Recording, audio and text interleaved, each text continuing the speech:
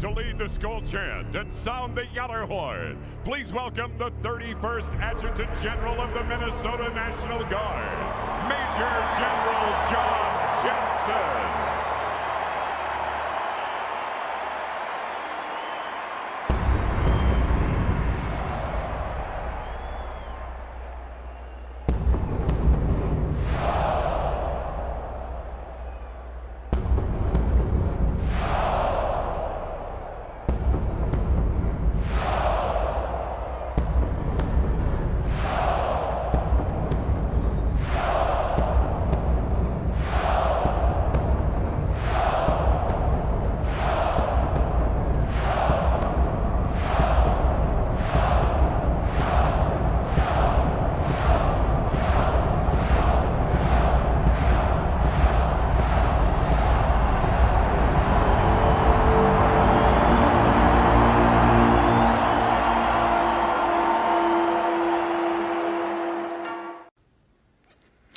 Well, hello, this is John Randall, Minnesota Vikings legend, and it is my pleasure to say, Minnesota Vikings fans uncensored, are you ready?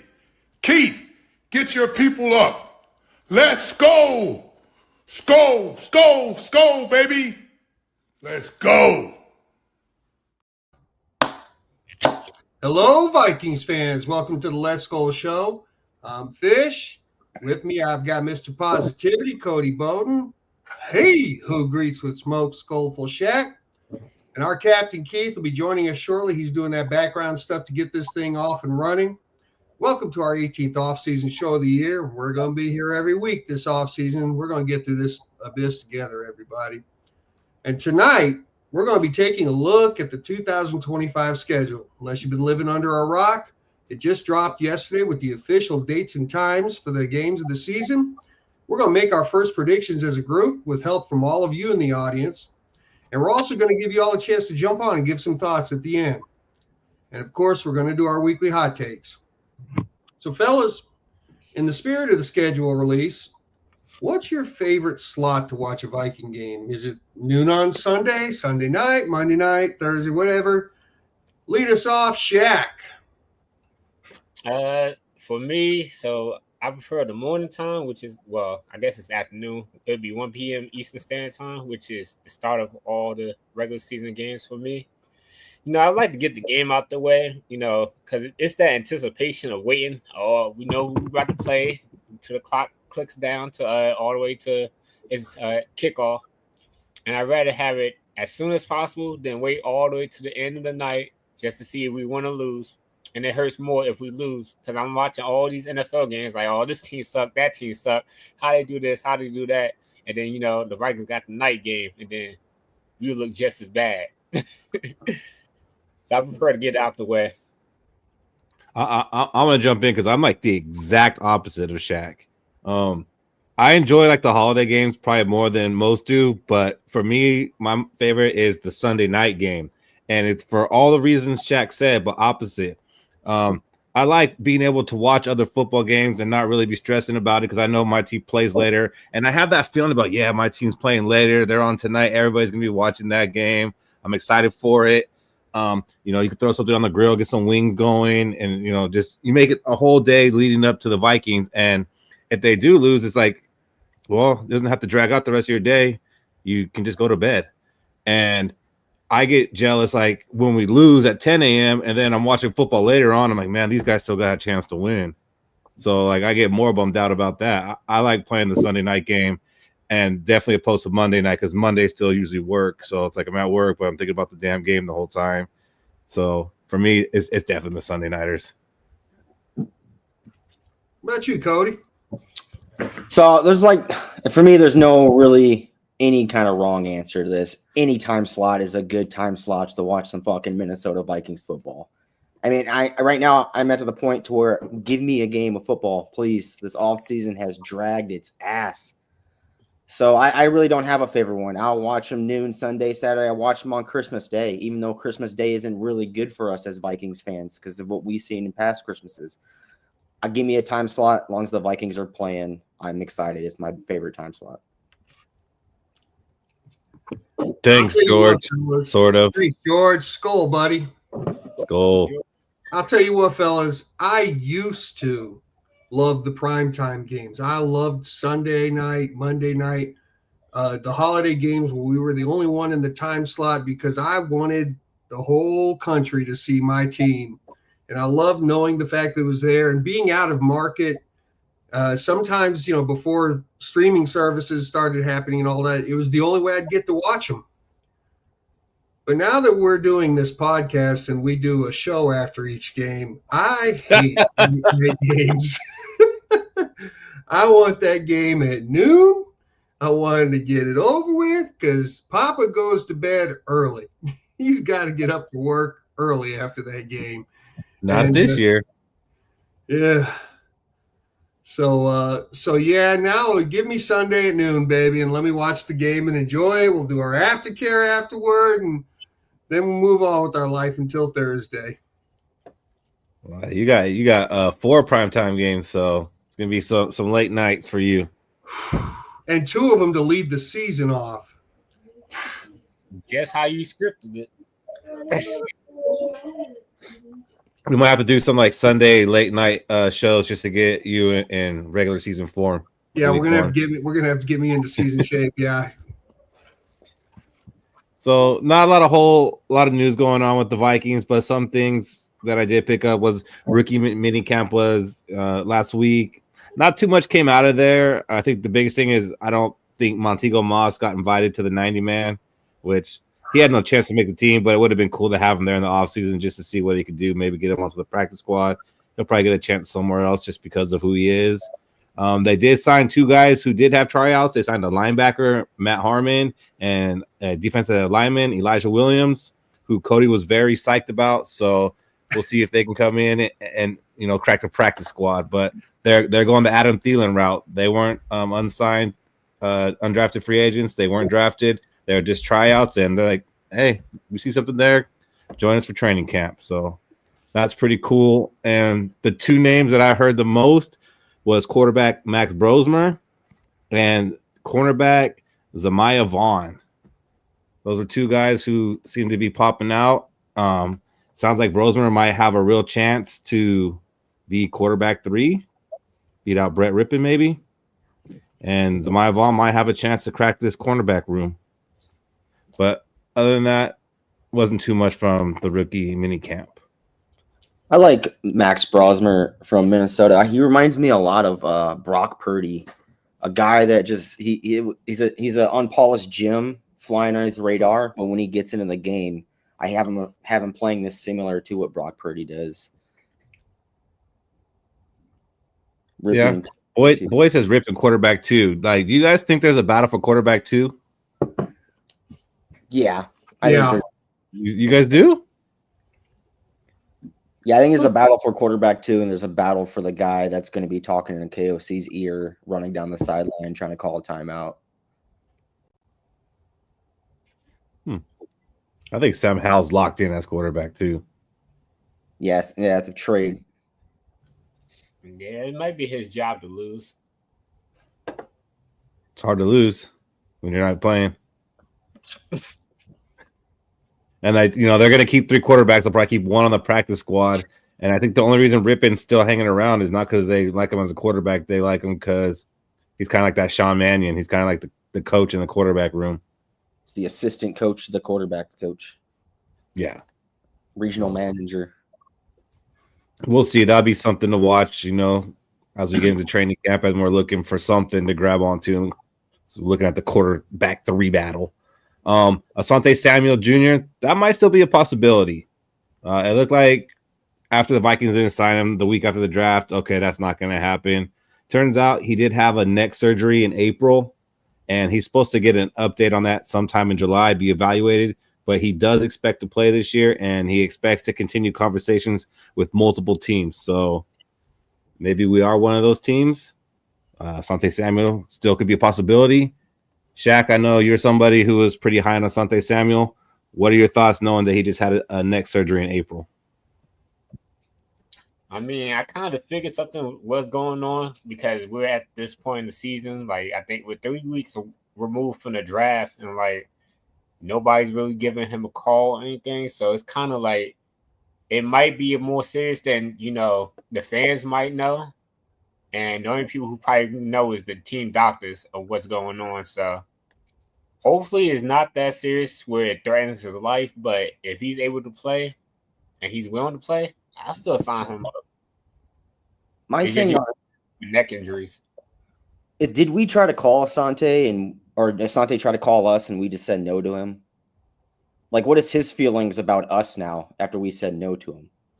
I don't know if we said no to him. I just don't think we were as eager to jump on it when they first called us. Like, I guess and these are just rumors and speculation that his camp reached out and we just weren't jumping at it, but this could be a reason why. Well, if it's knowledge within the circles that he just had neck surgery, of course we're not chomping at it. Hey, let's see how you recover for a little bit first, I mean, be stupid to be like, hell yeah, buddy, come on.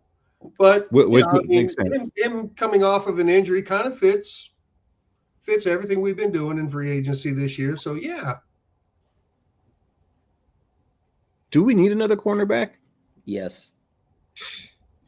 Yes. I don't know we do. I don't know that we do. Where does he play? Him and Blackman probably battle it out. Him and Blackman battle it out. I like that. Opposite of Byron Murphy? Yeah. So he'll play the other slot? The other slot. Yeah. Byron Murphy's going to be in the slot.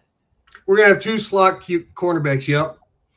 I mean, Isaiah Rodgers isn't getting replaced, I'll tell you that much. We do put 2 slots on the field normally with the safety nickelback in the box and then Byron Murphy. So this is my I just feel like the Vikings haven't made it a priority to go after another cornerback once they sign Isaiah Rodgers. Like, I think they feel kind of comfortable with what they got.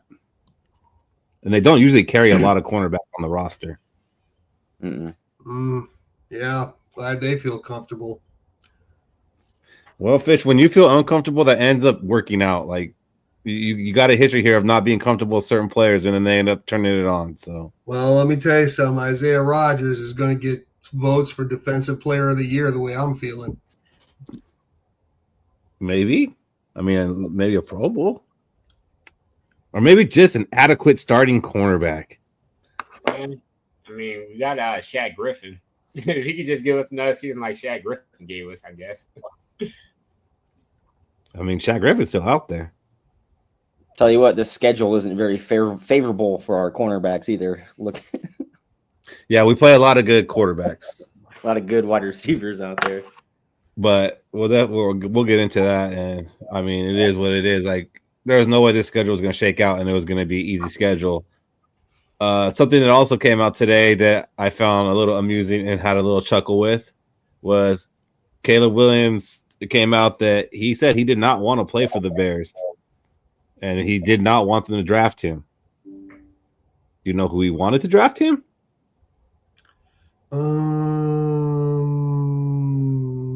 Kansas City Chiefs. Yes, but if not the Chiefs, he wanted the Vikings to draft him. Apparently, during the combine and the scouting period, him and KOC had a pretty good connection, a pretty good bond, and he wanted to come to Minnesota. He wanted Chicago to trade the pick to us. Now, I don't know if we ever engage in those talks, but how does that make you feel, Shaq, that your USC boy wanted to come play for us? Look at that. It was only natural that he wanted to come here. What quarterback doesn't want to come here? We showed through the history after we hired KOC, any quarterback we have, we getting peak performance out of them.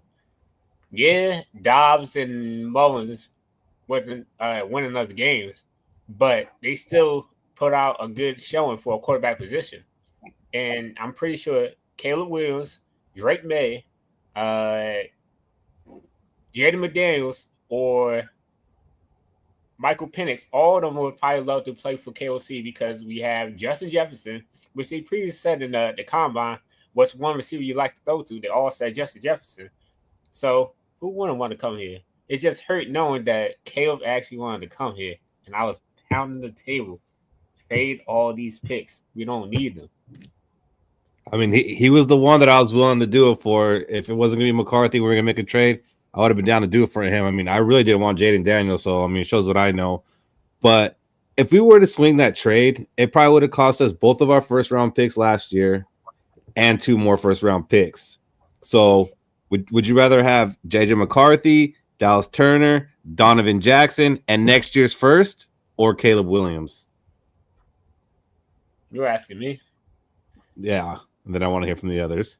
And that's how I don't know what we have in the first round picks you just named. I'm taking Caleb Williams. Well, the thing with Caleb Williams thing is, wasn't that coming from his dad's book? Like his dad wrote it. I don't really want to say, hey, Caleb Williams actually said that. I think it was his dad that said it in his book that he wrote. Probably trying to get some extra readers. I mean, it said it was Caleb's quote. Yeah. Oh, yeah. Hey, I'm Keith. This is my quote from Keith. I don't know. But no, I wouldn't have taken Caleb Williams. I would have kept with what our first round picks are, from Dallas Turner to J.J. McCarthy. What say you, Michael Fish? Sorry, Shaq, but Caleb Williams hasn't shown me anything that he could be anything extra special yet. Takes time. I'm surprised because I feel like you're not too happy with our first round picks anyways. Well, I mean, I'm not happy with where we got Donovan Jackson. I'm not happy with what was still there. Okay. Dallas Turner, I still have a lot of faith that he is going to somehow be a great safety in the future of the NFL. And I believe that J.J. McCarthy is going to be a really good quarterback. Elite? I don't know. Maybe probably not, but really good. And right now, a really good quarterback who won't crack under pressure will get us to an NFC Championship game or a Super Bowl. What are we going to draft next year? Well, it ain't like we're going to draft a first-round defensive tackle, so I don't give a shit about that pick. I mean, whatever. But no, I mean, Caleb, I've seen rookie quarterbacks come into a bad situation and elevate that team, carry that team, put that team on their back, and show that, yeah, they can, elevate, they can make that team better, perform better than the sum of its parts. And I didn't see that last year. Their defense was carrying them when they were doing well at the beginning of the season. And then they had a botched Hail Mary, and the entire season fell apart for them. And he couldn't fix it. He couldn't come close to fixing it. So I don't know, man. It's almost like he doesn't have that intangible that would lead him to be a great NFL quarterback. Yeah, I'm sticking with what we got in the picks. I believe a lot in J.J. McCarthy. I don't know what this Packer fan over here, Steve, is talking about we're only speculating how good McCarthy could be. Did he not see the half in preseason against the Raiders? Okay, this isn't speculation. This is knowledge. It's official. Okay. So, yeah, I'm sticking with what we got because really we wouldn't have had a first round pick this year. We probably wouldn't have one next year.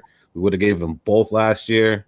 That's a lot for one player, and I'm happy with J.J. McCarthy. He's going to get a chance to show, as you'll see in the schedule later. He's going to face most of those quarterbacks that got drafted ahead of him. So, and I think he will prove it. So, let's go ahead and when we win the division at 9-8 because everybody's schedule's brutal, we'll be laughing then, buddy.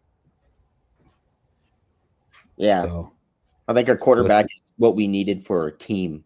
Like, we don't need a Patrick Mahomes out there carrying our team. We have a team that can carry each other. And that's why I like J.J. McCarthy over any other quarterbacks that are out there.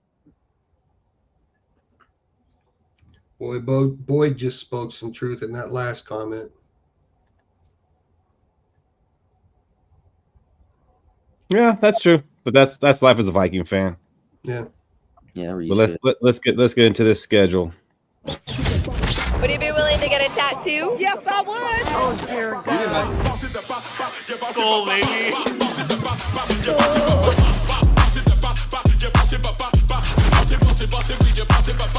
Don't just breathe and don't tense up. Breathe, don't tense up. Oh my goodness.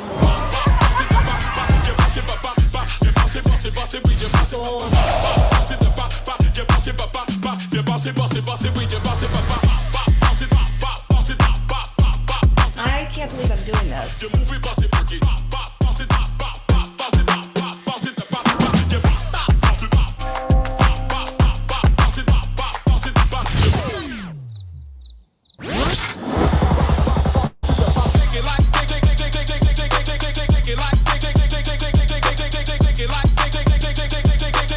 So epic.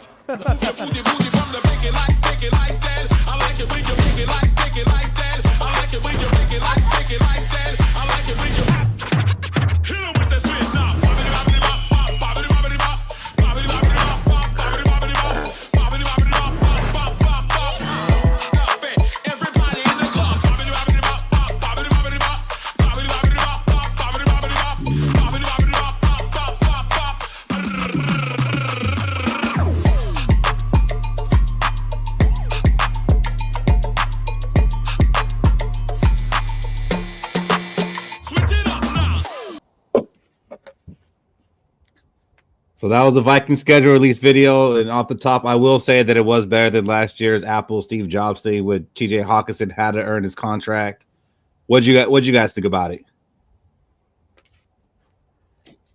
I like the idea. I just thought the execution was a little off, but I mean, like you said, so much better than T.J. Johnson. I don't even know if they showed the schedule in that whole one last year. I remember watching the whole video. I was like, okay, so who are they playing? It was small. It was like this on the screen. I feel What do bad. you think about it, Shaq? I actually like it for its creativity. It's kind of like they throw it outside the box. Like I would never thought about having people come in for tattoos to do a schedule release. Like that's definitely different. I liked it. You like it, Cody? I feel bad for the people who got the tattoos because the Vikings really tricked them into getting some shitty looking tattoos here and there. But I mean, it's a free tattoo. A free tattoo is a free tattoo. Is it going to be a good tattoo? Probably not. But hey, at least they got that free tattoo. I mean, a couple of those are cool. I mean, I don't think I want the lion or the bear on me, but there was a couple. There was a couple that were cool, like the skull with the feather riding it. I probably would have been down for that. So one guy got it inside of his lip. I mean, I think those are real legit tattoos. So like they were really down for it for their 15 minutes of fame. When it first came out, I was like, oh man, I didn't like it at all. But then I watched it a few more times, and then I watched some other ones. I was like, all right, it's actually pretty good. The music's good, and the idea, it's cool. I just expected like to actually be able to see better, like the schedule, who they were playing and when they were playing. And like, I didn't feel like it really showed that throughout the video, but then I watched a lot of other teams and most of their teams really had it really small too. Like it's just kind of a side note. It's more about the entertainment value of the videos, I think. And for that, I think it was an entertaining video. The music was cool. It was a cool idea. And then I saw that tattoo shop was also giving out free tattoos today from those. So that was another cool thing. Diehard fans here. No bandwagons for the Vikings. Yeah. So that schedule that came out, Fish, I've seen a lot of people asking, how did they come up with the schedule? How do they decide who we play, when we play, and who gets the primetime games? I know you had a little bit of time to look into that. What'd you come up with?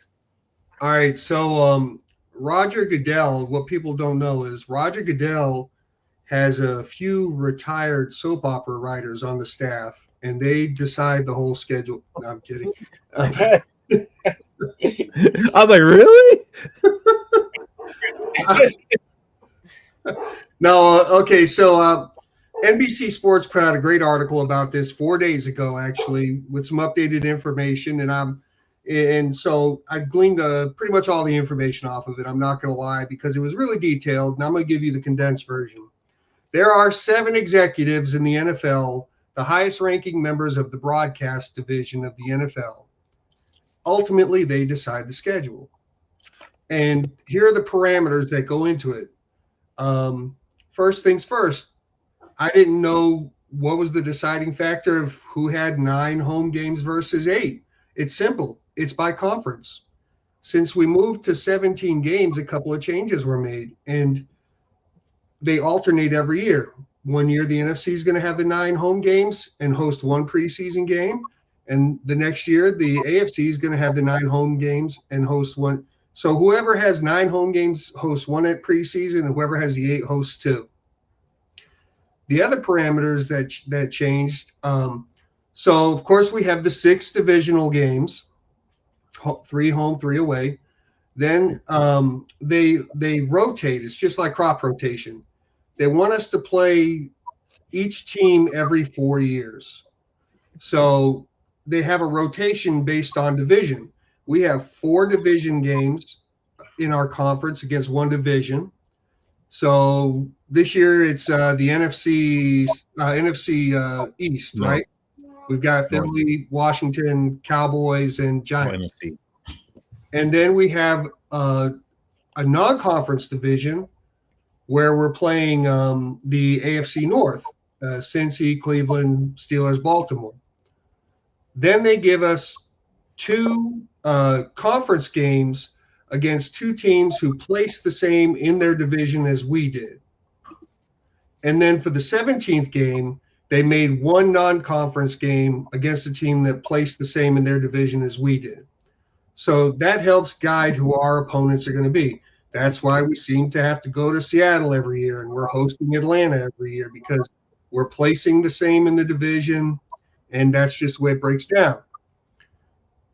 So then there's actually an algorithm, and there's a lot of randomness to the beginnings of this. They plug this information in, and then they create thousands of schedules. And then these 7 executives go through these thousands of schedules, look at mitigating factors like non-football related events that could be happening in stadiums, concerts, whatever have you. If you share your stadium with another sporting team that might be in season at some particular point in time, like do any football teams share with a soccer team? I don't know, but I'm just asking. So they look at that, and then they look at best matchups in time slots, and they pick the schedule that they think is the best. So this is subjective. So when you're talking about is there a script in the NFL, you have to be looking at these 7 people are going, I think the Vikings and the Lions are going to be really good this year, and we want them at the end of the season for the division. So week 18, Vikings versus Lions. Yeah, we like that. And that's how they put it together. That's how they make the schedule. It's 7 people who ultimately decide what the schedule is going to be. That's crazy. I mean, that sounds like a lot of work, especially breaking it, going through those thousands of schedules and narrowing it down. Like, they're probably already working on next year's. Mm-hmm. Could be. So let's go ahead and take a look at that schedule in total.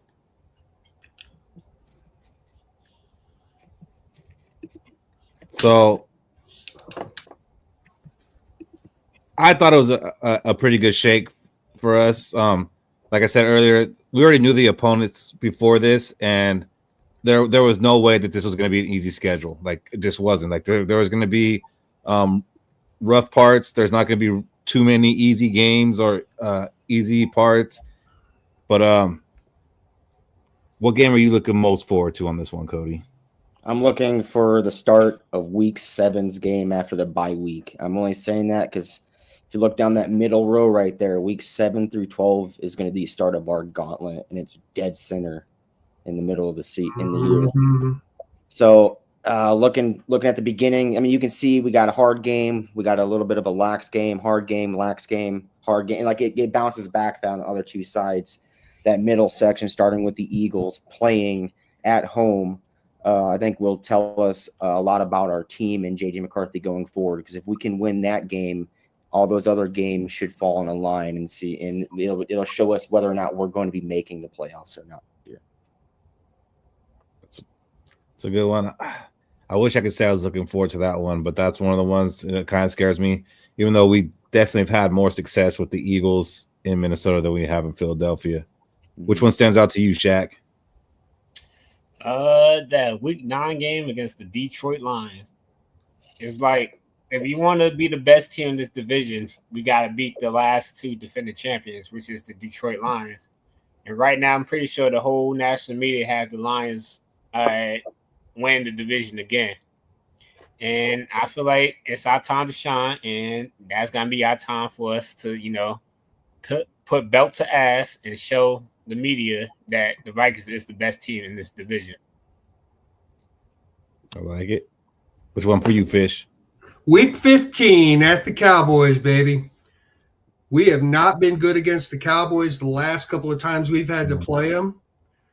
I think by that time, it's going to be nut-cutting time. It's going to be a good game because who do they have? They got CeeDee Lamb and Pickens now, right? Mm-hmm. We're going to be busy. Our secondary is going to be busy. But that's my sleeper game, actually. That's the one that's really going to tell us who we are. It's an away game. It's against the Cowboys.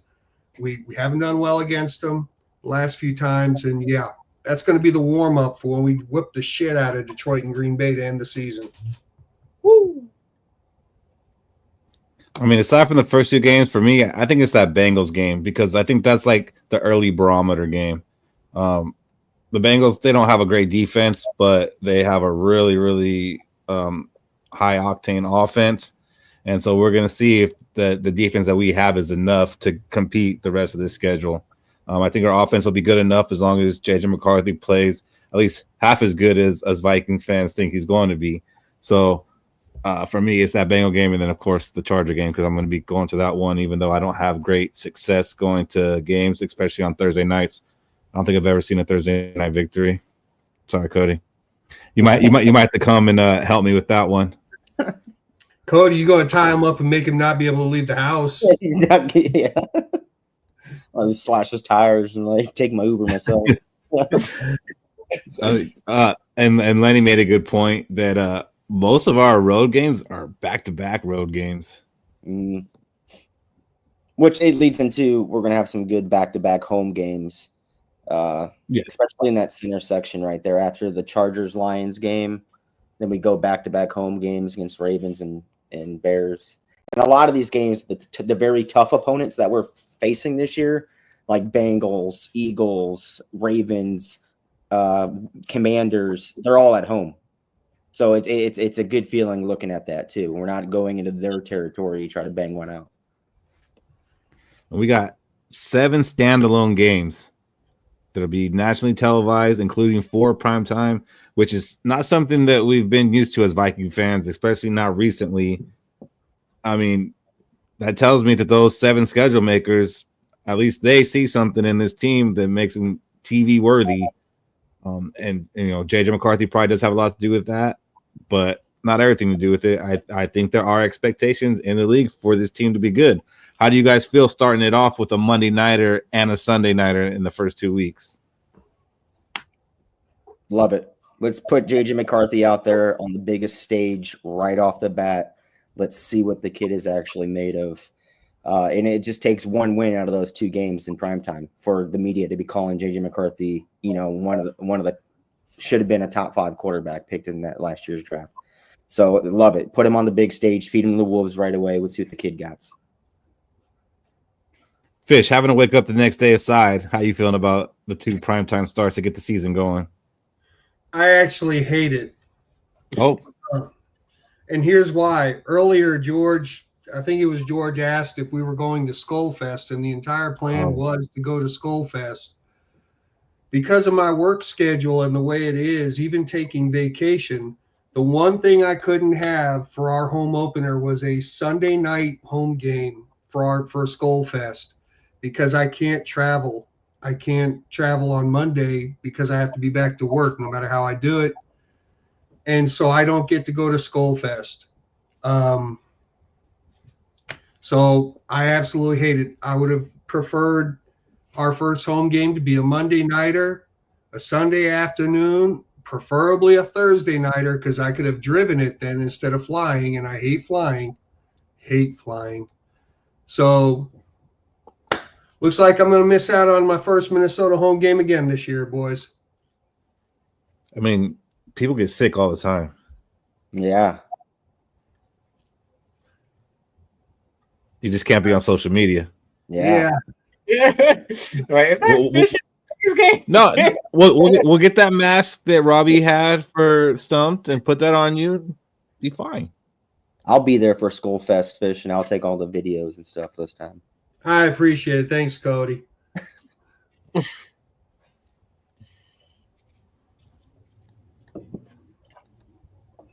Yeah, I'm psyched for the two prime games to start it off. But again, I'm West Coast, so I mean, even though they're night games, they're still like 5 o'clock starts for me, which is not bad.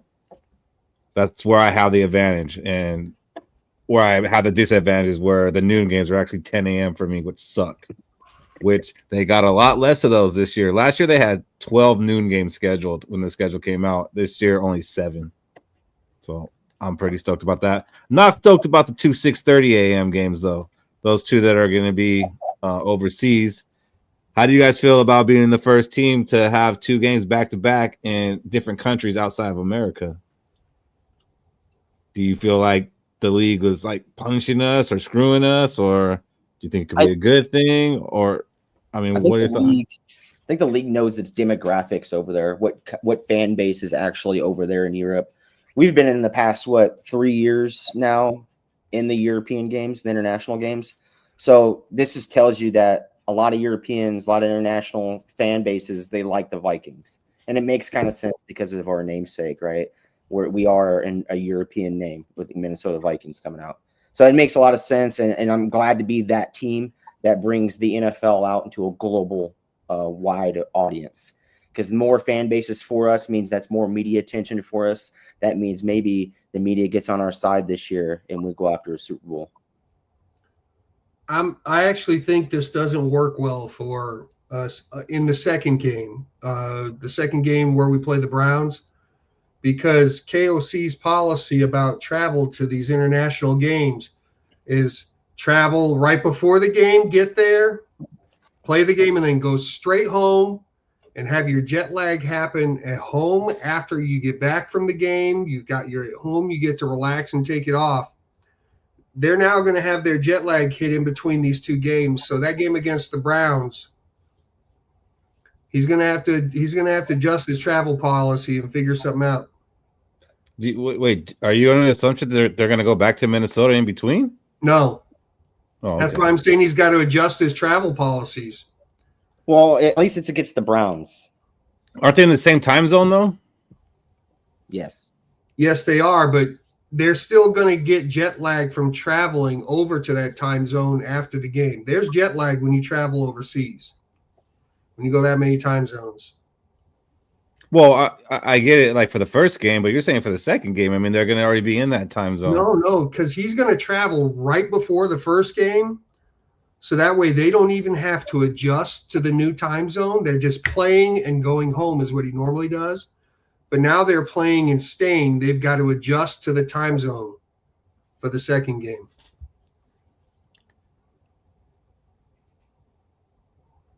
Yeah. I mean, at least it's against the Browns, though. If there's any sort of jet lag, at least it's that team, the Browns, that we're going to be facing. And it's not like we're going up against the Ravens or the Lions over in Dublin with, if you say so, jet lag. Yeah, I mean, and both teams, they got to deal with it. I think it's going to be a little tougher on the Browns than it will be for us. I mean, if you're talking about we're going to be jet lag, I think they're going to have it a little tougher than us. Pittsburgh's going to have the same as us, but I see this as being 2 home games that should have been road games, and what could have been hostile environments, and also these could have been 2 cold weather games, because if we weren't going to play them in these overseas games, we could have seen these games in December, and could have been hostile and cold. So I mean, that's another positive from it. I, like Cody said, I do think it's going to expand our fan base, especially in Dublin. Especially we can go in there and put on a good show and give them a good first experience. It's good for our team. I think it's mostly positive, because if you look at the schedule, week 1 we play the Bears. We don't play another opponent in their home until week 8. I don't know that a team's ever gone that long without having to play in a environment that's favoring the other team. And even there, that week 8 games in LA is going to be more That's a Vikings home fans game. than Charger fans. Like when I went against the Rams, 50-50. You know, it was close. There's not a lot of Charger fans out here, so that game's going to be purple itself. So I see it as a good thing for us, except for it's going to be 6:30 in the morning 2 weeks in a row for me, and I'm just not excited about that. I guess I'll be doing like ribs or something, or a pork butt or something. I got to do something to get amped up to be up that early. We'll be doing aftercare before the noon games.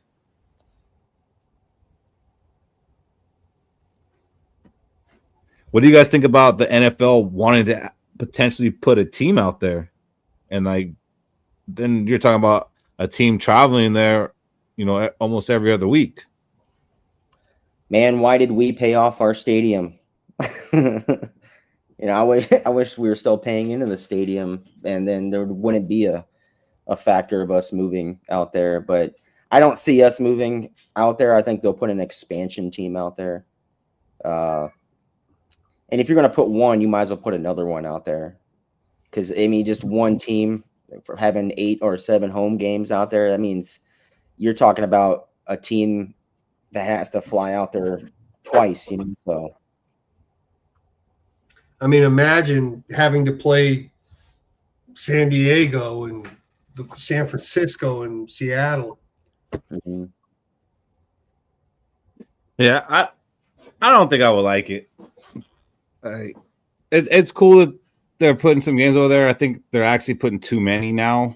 It was cool when it was like kind of like, oh, okay, this is the one game a year, maybe 2 games a year that it happened. That was cool. Now it's becoming too common, and they're kind of showing their hand of where they want to take the game. I don't know, man. I mean, how's that going to work out? Like, how would they even ever be competitive? Because, you know, how good are they going to be in free agency? You got to go and move your whole family to another country. Imagine being in the draft and having the Frankfurt Jaguars up, and you're like, please don't draft me. Please don't draft me. They should do is make the Pro Bowl be there, or make a not a sniffing game. Maybe build up another European football league. You know, maybe make it like the G League of the NFL. Well, that did so well the first time. That should tell the NFL not to try to do too much over there.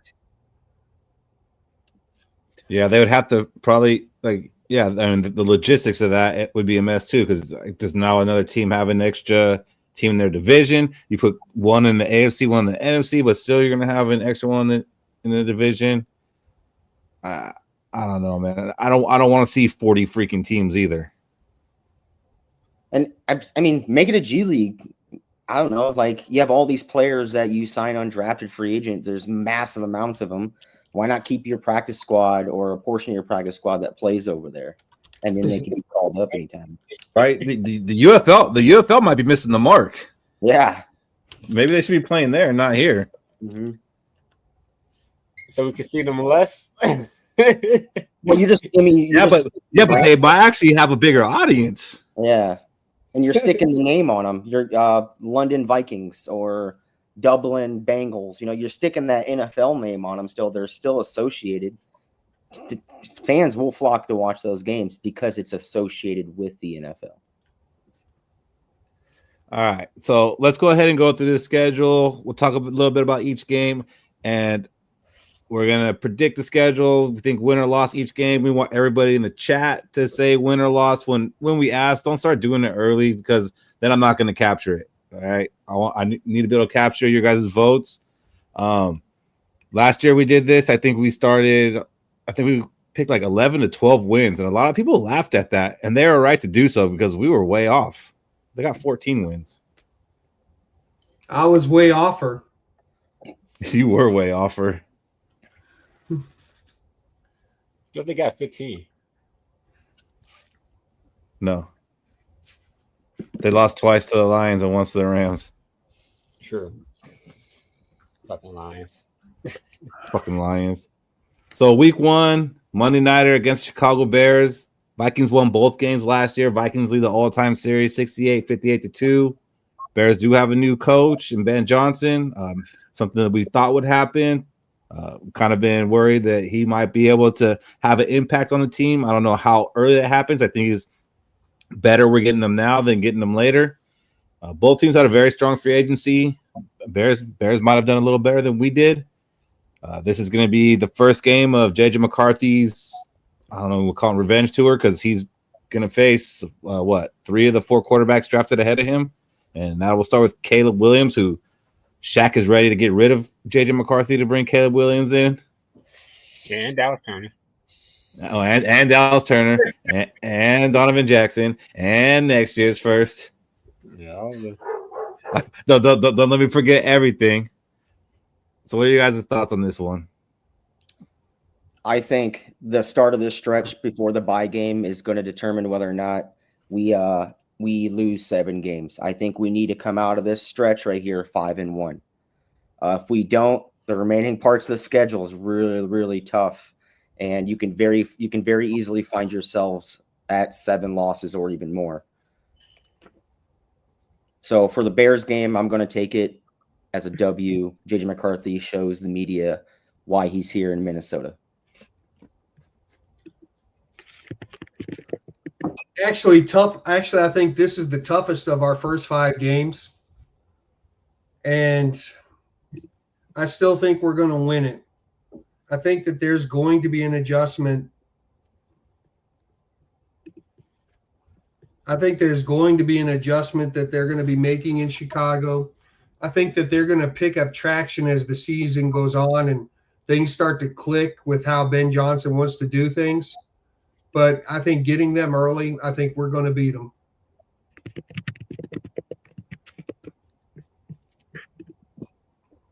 For me, I'm going to say we start the season 0-1. Why? Monday night in Chicago. I keep saying this, even though we won the last couple times in Chicago, we never play well in Chicago. And to have it be on Monday night, a lot of people like to blame Kirk for our primetime losses, but we're usually hit or miss, mostly miss on Shaq, you do remember Kirk Cousins is not our quarterback anymore, right? I know, but the Vikings usually don't play that well on Monday nights. Thursday we're good, but Monday nights, not that much.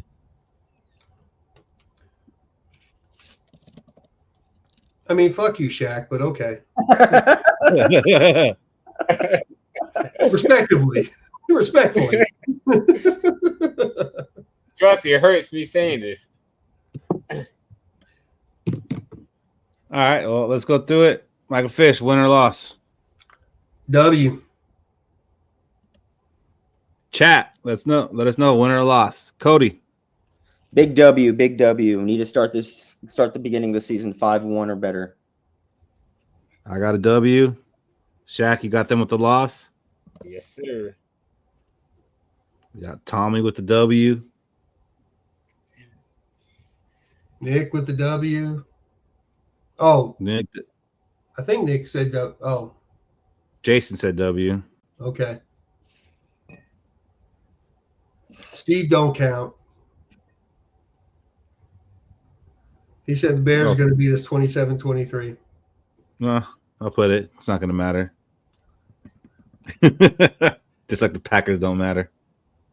All right. That's going to go down as a win. Coming off that win, we get to go home. Skol Fest, all that. Sunday night game against the Falcons. Vikings have beat the Falcons 6 out of the last 7 times, including last year's magnificent game, 42-21. Vikings lead the all-time series 22-12. Another quarterback drafted ahead of J.J. McCarthy, Michael Penix. Unless, something happens and Kirk has to start that game, I'm down with that too. So that's their home opener. Falcons, they have a lot of the same pieces they had last year. They did sign Leonard Floyd and drafted James Pierce, so a little bit different on the defensive side of the ball. What are you looking for in this one, Shaq? I really hope Kirk was playing just so we could smack that ass one more time. just to really rub it into the Kirk fans' face that the Vikings didn't need Kirk. But if he doesn't start, it'll be a fun game to watch between Michael Penix and JJ McCarthy, who I had neck and neck in the draft last year. You want me to wait to say the win or loss, or I could just say it? Yeah, wait. Okay, so yeah, I'm just looking forward to JJ McCarthy versus Michael Penix, Bijan Robinson versus Aaron Jones. It's gonna be a fun matchup. What are you looking for in this one, Cody? I'm looking forward to the Vikings defense sacking the shit out of Michael Penix. I think that we're going to get at least 6 to 7 sacks in that game. I think it's going to be our most sacks in a game this year. And I'm very excited about it because I will be at this game, and I am undefeated every time I go to a game. Don't say that. Don't say that. Fish, are you bummed that it won't be Kirk Cousins? No, because there are 2 games this season that really stick out to me. Second one will, of course, be later, but there are 2 games of this season that really stick out to me as being the Brian Flores specials, where he's going against a young quarterback that he's going to be able to confuse, and the defense is going to be able to take advantage of that young quarterback being confused and hold them down pretty well. This is one of them. I like Michael Penix. Realistically, in the draft, he was my 1. J.J. McCarthy was my 2. Unrealistically, Jaden Daniels was my 1 overall, but I knew we couldn't get him. But Michael Penix was my 1. J.J. McCarthy was my 2. But against B-Flow's defense, he will be susceptible. Not to mention the fact that even though I think he'll perform better than Cousins did last year, we are a better team. We have a better roster than we did last year. We are going to be better this year too. Well, I got this one as W. What do you got, McFish? I got a W on this one also. Chat, what do you got? And Cody, what do you got? I got a big W here. I think Michael Penix is going to be overwhelmed with our pass rush, and yeah. Shaq? I got this as a W. You sure? It's because Michael Penix didn't go to USC, right? Something like that. Lenny got the W.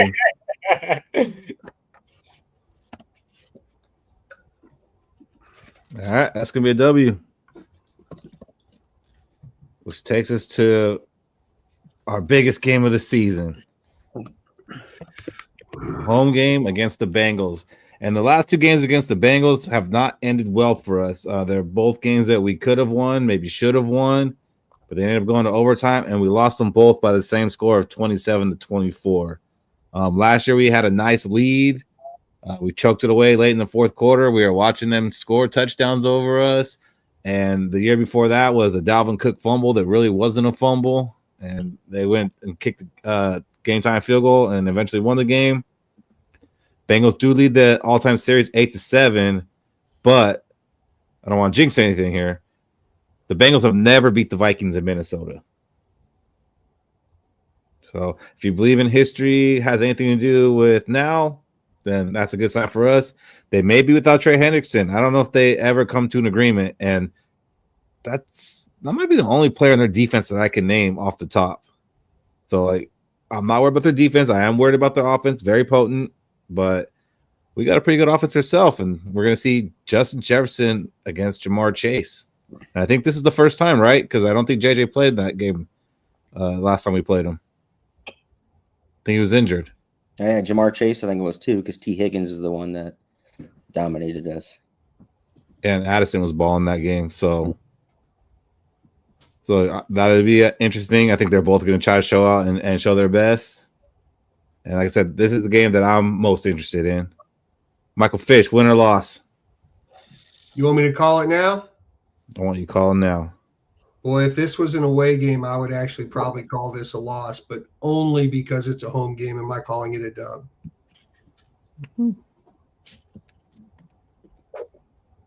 Cody.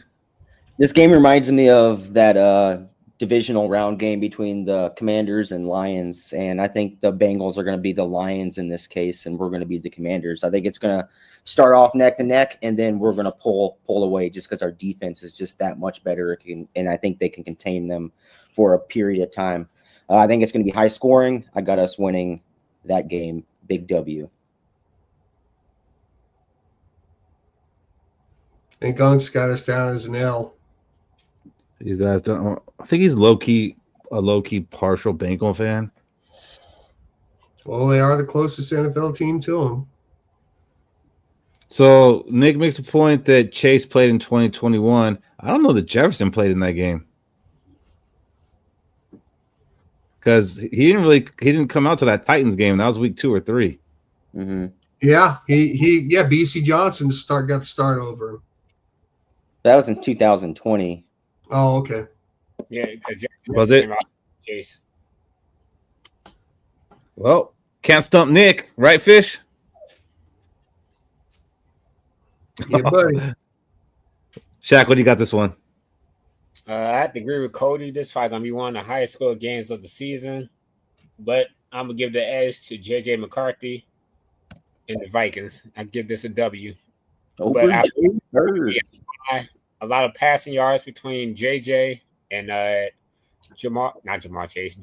and Joe Burrow.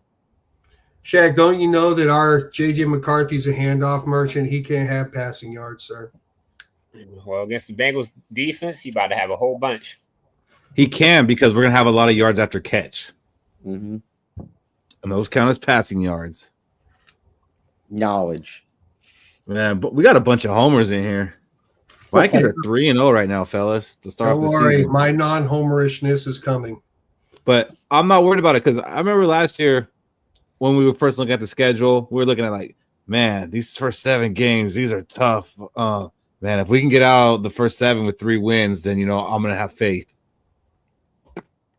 Then we start 7-0. Yeah. Yeah. It was a we. Shaq, we both had double-digit wins, but, I had us going like 7-0 to start the season. You've been like 11-0, Shaq. Come on. 11-0, 7-0. It's kind of hard to find that L.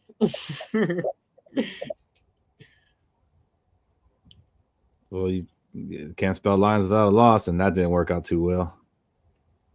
All right, week 4. This is when we start going overseas. Starting with the Pittsburgh Steelers. First game in Dublin, Ireland ever. Last time the Vikings met up, it was a 36-28 victory, 2021. That's when Chase Claypool had the catch and started celebrating and let the clock wind down while they were trying to come back. So his dumbness kind of saved us a little bit in that one. Vikings do lead the all-time series 10-9, but they haven't won in Pittsburgh since like the early 2000s, I believe. So us dodging going to Pittsburgh, it's actually very beneficial because we haven't played there well historically. We don't know who the Steelers quarterback's even going to be. Right now they got Mason Rudolph and Will Howard. Rodgers, maybe he'll sign, maybe he won't. But if not, it's one of those two. And I like our odds against them. Some key additions for the Steelers, DK Metcalf and Caleb Johnson. Those are 2 very good players. If they do end up getting a quarterback like Rodgers in there, that offense might be a little bit formidable. So might be a little bit something there to worry about. But if not, I think the Vikings take this game handily, and I'm going to start it off with a W. What do you got, Mike Fish? Easy W. Easy W. Easy W. Because they won't be jet lag, right? Because they're going to leave late. So this time's not going to affect us, right? That's right. All right. Cody? So I'm going to go opposite of you two. And in the meaning of it's going to be a win, right? But in the meaning of this is going to be a handily easy game for us. I think it's going to be the most sloppiest game we play. I think it's going to be tooth and nail, all defense, and it's going to be won within a field goal, and it's going to be under 34 points total. So I just think it's going to be a sloppy game. Vikings. I don't disagree with you on that, Cody. I really don't. Like it might be like the Jets game was. I didn't say it's going to be handily. I just feel like we're going to win this game. I don't think and I'm grateful that it's actually not in Pittsburgh. I think that is a benefit to us. And it doesn't matter who. I feel like this is gonna be JJ McCarthy's best game of the season. Oh. And I feel like it's gonna be a win. We are 4-0 right now. Oh yeah. 3-1, but yeah. And I actually agree with y'all on this one. I'm saying as a group we're 4-0. I'll ask you for what your final is at the end, Shaq. But as a group, we are 4-0, and it's been pretty handed. Like there's not too many that have said losses. And now I'm gonna go ahead and open it up to the chat to see if anybody wants to join us for the rest of the schedule. Yeah, bring in a real personality to help us out, Keith. We're struggling here. Yeah, Nah. And for the Pittsburgh game, people got to remember it doesn't matter who that quarterback is for Pittsburgh. They're in the playoffs every single year. So, like, they're in the playoffs with Mason Rudolph was the quarterback, and he could very likely be the quarterback again. So, I'm not bringing a Packer fan on right now. Maybe later when we get to a Packer game. And then for the second of our doubleheader in Europe, this game's going to be played in London. Our last meeting was against the Browns, we lost 14-7.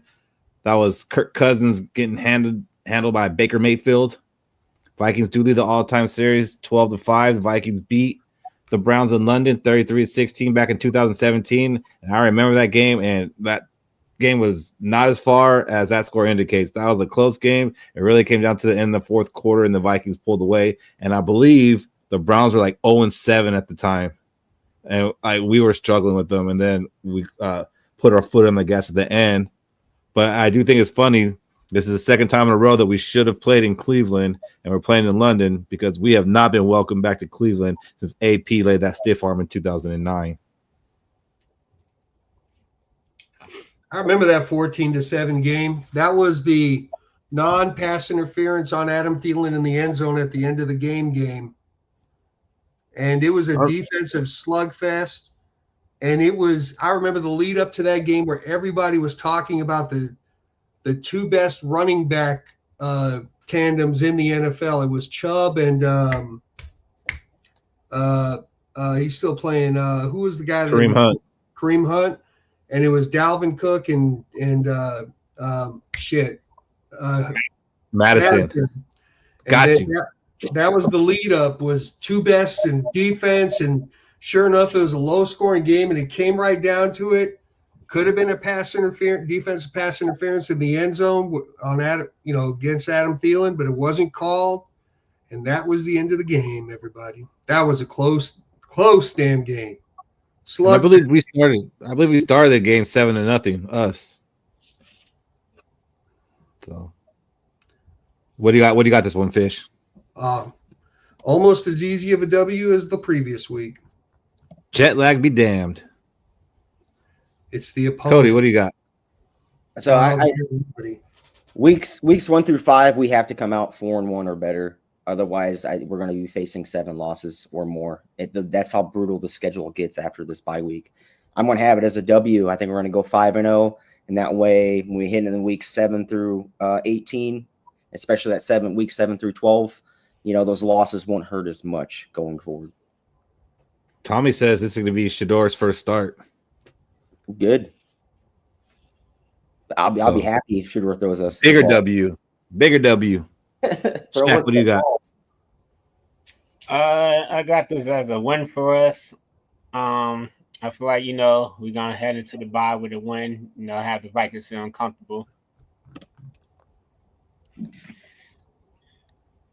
All right, I got this as a win. Chat has this as a win, except for Packer Steve has it as a loss. We are 5-0. Let's get this will be a fun season. You guys are scared of this schedule? We're about to go 5-0. And then oh, I didn't put a slide on here for the bye, but week 6 is our bye. Week 7, we come back to the States. We're all through all the jet lag. We're rested. We're ready to go at home to face the defending Super Bowl champions. Last meeting, the Eagles won 38-24. Philly has won the last 5 of 6. The last 5 of 6 have been in Philly, which is crazy. Like, they're kind of like the Seahawks. I don't know how we end up in Seattle and Philadelphia every time we play them. So whatever they're doing with that schedule making, like, they're working some magic, but there's some kinks to work out. The Eagles lead the all-time series 16-15. Last time the Vikings beat the Eagles was in 2019 in Minnesota. That's when they had that linebacker that said he ain't worried about Kirk Cousins, this and that. And that was, I think, the last game that guy ever played after giving him that bulletin board material. So the biggest thing to note here is the Eagles lost Isaiah Rodgers to the Vikings. And I think that's going to be critical and instrumental in the Vikings winning this game. So I got it as a W. What do you got, Michael Fish? Game of the year, close game, and it's a loss. Oh, shit. Robbie's going to be there. It might be a loss. Yeah. I wish I saw that earlier, but I got it as a dub. Tommy's got it as a loss. What do you got, Cody? So, like I said, we need to start the year 4-1 or better after the bye week, and this is a big L for me. I think this is where we're going to start seeing our losses coming in. Shaquille. I got this as a W. I feel like we're going to be getting to Jalen Hurts, and then he's going to start panicking, and then all we got to do is contain Saquon. If we can contain Saquon, it's going to be an easy victory for us. I don't know if I put easy on it, but okay. I like it. And I mean, you're right. I mean, if we can stop the run game, because last time we played them, that's what killed us. I think it was Swift was a running back. Like, we did a pretty good job matching up with the Eagles, but Swift ran for like 160 yards against us. He was just nickel and diming us to death. So yeah, if we could if we could stop him, but it's a loss. We are 5-1, which will take us to our next game. The Los Angeles Chargers, a bounce back, got to fly to the West Coast on short rest. The last time we played was in Minnesota. We lost 28-24 because Kirk Cousins couldn't hit TJ Hawkinson in the end zone, threw him a bad pass. It wasn't a drop. Okay, it wasn't a drop. Yeah, I remember all that. Vikings lead the all-time series 8-7. This will be JJ McCarthy against his coach and father figure, Jim Harbaugh. Chargers got a new running game with Najee Harris and Omari Hampton. I think they looked a lot better last year than people expected them to look. I think this game might be a little tougher than expected. It wasn't a drop, Leonard. We're not going to do this, okay? We've done this plenty of times. It wasn't a drop. That was a drop. The only stat that you all need to know about this game is that Keith Hansen is going to it. It's a loss. Yep. Come on, man. I'm 0-2 on Thursday games in LA. Like, it's time for a change. Time for a change. Evans did give a touch on the Palmer. We can agree on that. All right, Michael Fish, what do you got this as? Well, that's a loss. Oh, wow. Thanks. This is a W. I am going to see a W. All right. Maybe I won't go. I don't know. Maybe I try to go Skol Fest instead. Cody. I don't think it's going to be a win for us. I think Harbaugh knows J.J. McCarthy too well, and he's going to scheme around J.J. McCarthy's weaknesses. It's going to be an L. I think Harbaugh knows way too much about McCarthy, and he's going to attack that. No faith in KOC, huh? To outdo Harbaugh. Yeah, KOC already beat him once by getting the job in Minnesota. Mm-hmm. Okay. Yeah, thanks, Keith. Thanks for bringing up that little wrinkle right there. Oh God, I hate this game. Yeah. I'm sorry that we got Coach of the Year out of it. My bad. Yeah, whatever. Shaq. I got this as a loss. Oh, come on, guys. I'm not that bad. See a loser. I feel like we won't be able to stop that run game, that tandem. Yeah, our new defensive tackles were not signed for their run-stopping ability. Well, we did have a good run defense last year. It's top 5. Oh, we've argued this before, Cody. We're not going to be able to stop that. It's a fact, though. It's written down in the statistics books. But we lost Bullard. He was our best run stuffer. Yeah. See? we needed Bullard. God damn it. Yeah, you guys are scared of Najee Harris. Yeah, his 2.9 yards per carry has. Hey, Cody, you didn't even want him, but you're scared he's going to run on us. No, I'm not. I'm saying Harbaugh knows what McCarthy is, and he's going to attack that. I'm not saying anything about their run game. All right, chat. What do you got, chat? Give me W's and L's. And Boyd, what's up? Welcome. Skol, what do you boy. got for this game? What's up, you guys? It's been a long time. Sorry, Fish, we didn't connect earlier. Sarah broke her foot, clean break, so it's pretty nasty. So we've been with the doctors, and she's got surgery early next week. But Sorry to hear that, buddy.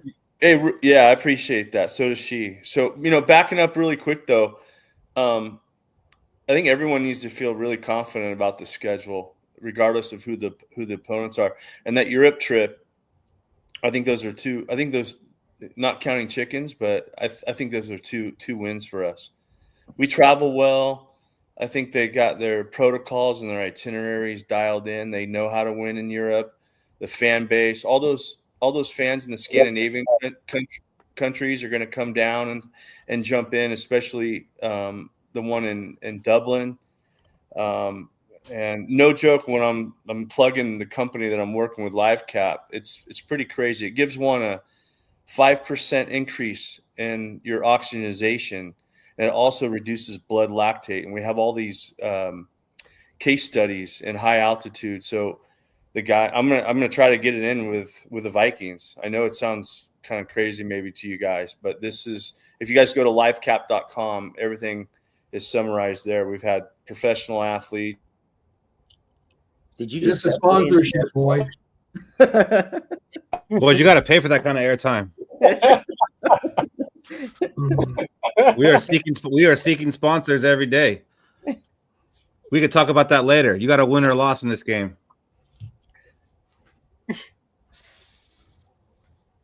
Is he still there? Did he freeze? I didn't boot him. Did he just give his spiel on their bounds? We're sponsored now, boys. Well, that was interesting. Timmy, what's up, man? What up, Timmy? Hey, what's up, fellas? Timmy. Just going over the schedule. I know you've been paying attention, so thank you for that. What do you got in this game? You got a win or a loss for our Vikings? I'm going to say a W. Appreciate that. We won by a touchdown. All right. So we need some more votes in the chat for this one. Yeah, Yeah, right now, Gin works just as good. That'd be a good sponsor too, Bob. right now it's 3 losses to 1 win. So we need chat. It doesn't matter because the chat it'd be 3-2. It's the loss. No, it's 3-3 right now. No, Timmy's part of the chat. Timmy's part of the chat. Yeah, you also. Yeah, he is. But you also got GoPack all day who gave it to us. You got Jason who gave it to us. Well, yeah, I mean it would be 3 losses to 2 now. Well, Keith, 3-3. you're the time. And I said it. You're going to the game, so we're going to lose. Don't try to will that. If Boy would have just given us a win or loss, this wouldn't be in this situation. Don't Instead of I getting know. a damn commercial. Keith is trying to will this win. So when he goes, Well, Nick gave it a W. Keith, Thank you, Keith, Nick. wait, Keith, there are ties. There are ties in football? There's That was almost a one. Donovan McNabb thing. But Nick gave it a W, so we're winning. Despite my best efforts. I'm putting down an asterisk. This is really a loss. You can have whatever you want for yours. I've been typing it on the script and putting the. There's I two think more this one's L's. going to be somewhat of a revenge game right here. The Lions game. Yeah, so here we go. We got the Lions for the first time this season. It'll be in Detroit. I'm really surprised it's just a noon game. Didn't get a little more fanfare, but we did lose both times to the Lions last year. Vikings lead the series 80-45 and 2 ties, Fish. The Lions did lose most of their coaching staff. I don't think they made any real big moves in the offseason. They'll be coming off their bye week, though, so they will be refreshed, and McCarthy returns to Michigan for the first time. So he might have a little fan base there. This is gonna be a tough game, and I'm gonna go ahead and I'm gonna give my first loss in week 9. This And is I'm your going to first. agree with you. This is going to be a tough game, close game. Could be a loss by the game-winning field goal. And I hate to say it because of all those things you said, but I still think we're going to lose this game. I think we're going to win this game by a field goal. Timmy, hell yeah! Wow. Revenge game, baby. Tommy says a loss. Lenny says a W. Goff with 3 interceptions. Bob's got a W. I think we get a couple pick sixes too out of this game. Jason's got a W. Got an L. Cody, did you give yours? No, not yet. I'm gonna give it a W. I think we handily handle the Lions. I think they got worse in the offseason, and I don't think their players are gonna play up to the means that they were playing last year. All right. Jack? I got this as a W. JJ McCarthy shows he's one of the best in this division. We're winning this game, boys. 7-1 as a group.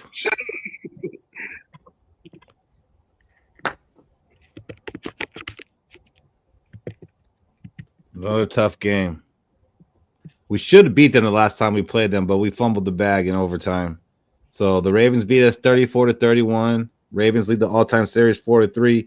Now we've had some good games with them. Remember that game in the snow, Cordell Patterson? I think the lead changed like 4 times in the last 3 minutes or something like that. They've only played in Minnesota twice, and Vikings have won both of those games. This is the highly anticipated Kyle Hamilton versus Lewis Cine game.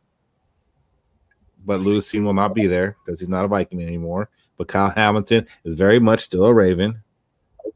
I think this is all going to come down to, can we stop Lamar Jackson and Derrick Henry? They have a good defense, so we're not going to score a lot of points. So we have to be able to stop them too. Michael Fish, what do you got this? And this is the Malachi Starks draft revenge game.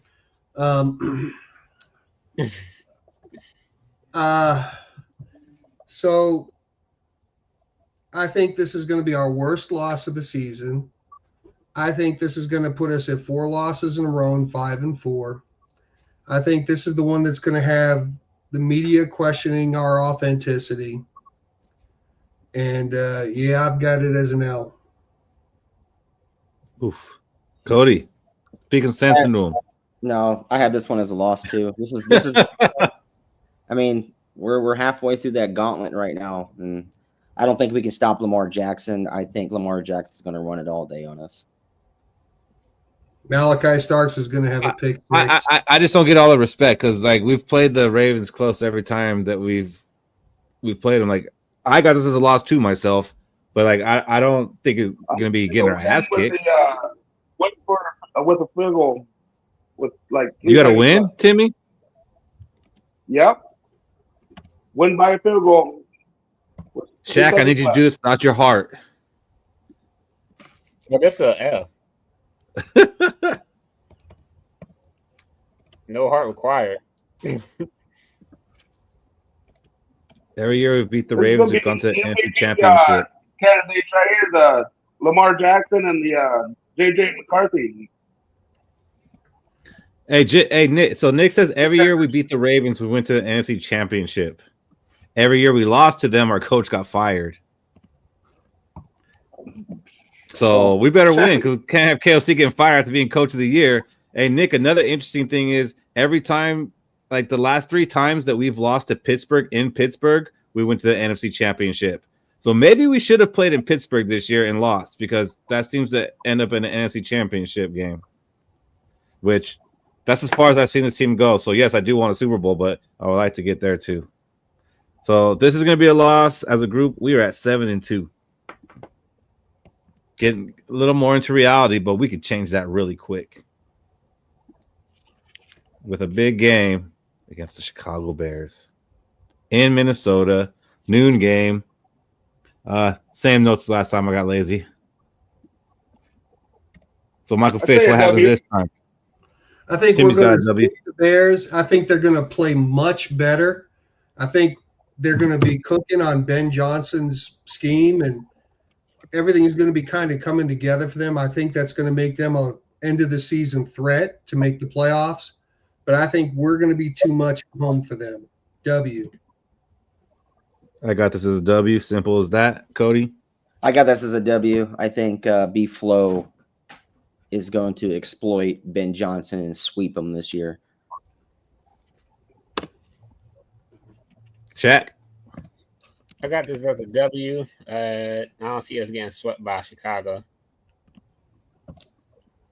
All right, big W. Back, found our winning ways after losing last week, which gets us to 8-2 as a group.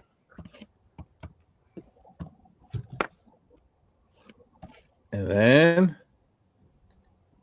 the Packers in Green Bay, Lambeau Field, November 23rd. I don't know, Nick. End of November. Does it get cold there yet, or are we going to dodge that one? Vikings won both games last year. Packers do lead the all-time series, but only by a small margin. By winning 2 games this year, we could really make an impact on that. I don't think weather would be a big factor. Packers have to play 4 days later against the Lions for Thanksgiving. The only key addition that I could think of is they got Matthew Golden, and I don't even know what he's going to be. I'm going to say it's going to be snowing there. It's November, first part of snow anyway, before Thanksgiving anyway. Usually does anyway. What do you got, Fish? I think it's going to be just late enough in the season for them to be able to water that Saudi-ass field of theirs and have us falling all over the place. I got this as a loss. Cody? This is a tough one. I think it's going to be a really close game. Packers edge us out by a field goal. We're going to take a loss here. I'm going to say a win. All right. Shaq? I'm going to say a win. I feel like we just got the Packers number. As much as I want to say a win, I don't see us sweeping them 2 times in a row. I think we do get them at home in a game that's going to mean a lot more. And like Fish said, it's going to be tough. Like even if it's not cold, it might somehow be slippery. Might bring the wrong cleats. Something of that nature. Right now we have this at 4-3. Oh no, 4-4. I thought Lenny had an I, but it's a lowercase L.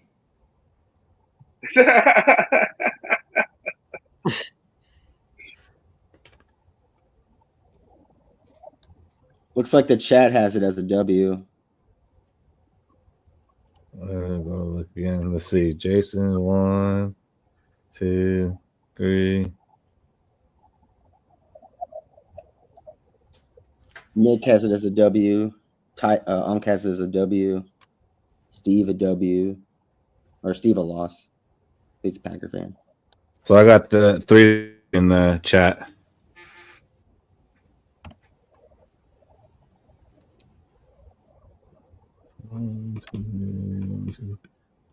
I got it as a loss. Fish got it as a loss. Cody's loss. Yep. Shaq a W. W. And Timmy a W. Yep. It's a loss by 1. Well, fuck. Now Bob, Sweet, and George come in. I'm just making chat its own separate thing. That 5th one that beats the tiebreakers out.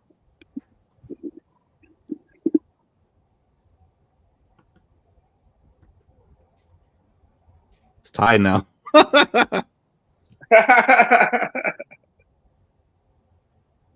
Robbie, win or loss? Robbie's the tiebreaker if he chooses to be. Now he's going to abstain. He's going to say loss.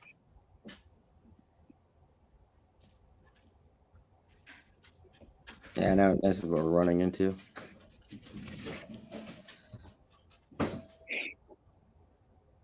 Fuck the Packers, it's a win. 9-2. It's gonna be interesting games this year, guys.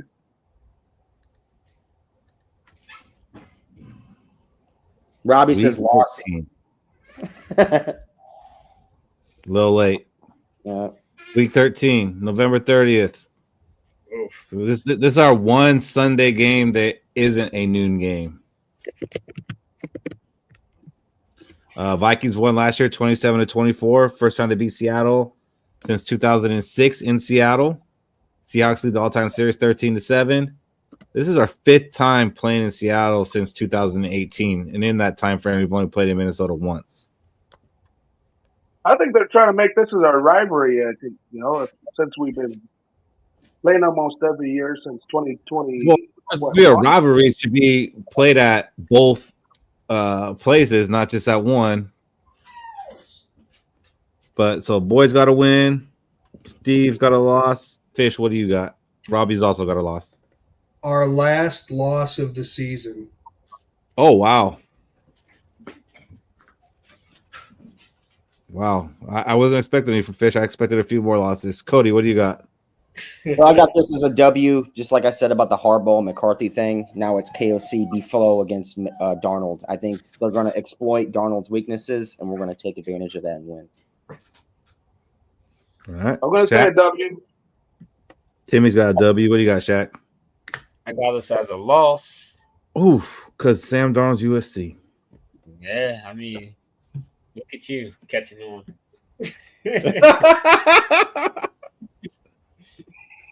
But Robbie says Milroe be the one starting this game. Either way, it's going to be a loss. Go Pack Goes got this as a win. I got this as a win. Anybody else in the chat? You got 10 seconds. Oh, Lenny's got it as a win. Yeah. This is a W. 3 W's to 2 losses. We're 10-2.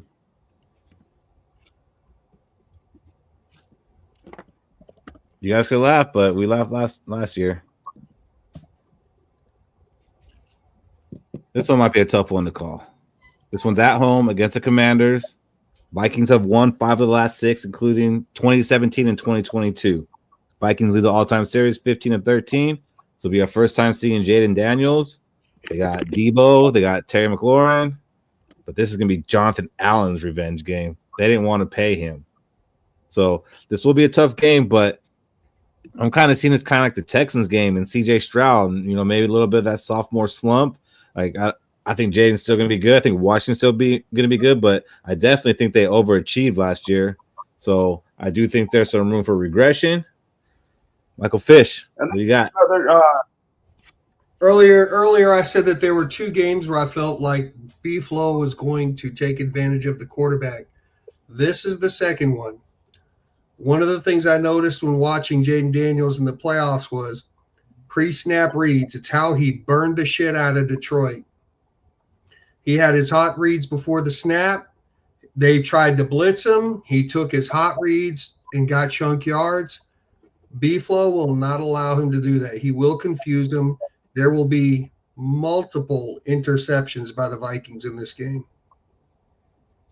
All right. And this is another one that Daniels went before J.J. McCarthy, too. So. Yep, this is the final game of his revenge game. Timmy, what do you got this as? A W. All right. Mr. Orlando, you're saying 8-5, 9-4, whatever, but are you saying a win or a loss for this one, Orlando? KOC Jr. What do you got, Cody? So I think Jaden Daniels, his speed and his elusiveness and his scrambling ability is going to be tough for us. We're going to be sending out those blitzes, but we can't forget about Terry McLaurin. Like, that route may not be the route that he's going to get the catch with. I think it's going to be a scrambling drill, and McLaurin's going to get a lot of catches just off broken routes. I think Commanders beat us. Close game, and it's going to be because of Jaden Daniels. I'm saying that. Jaden Daniels' elusiveness and his speed, and McLaurin's ability to break off the route and catch the ball somewhere in open space. I think we do more pressure than we do blitz. So More zone. I got this as a W. I see us pulling it off.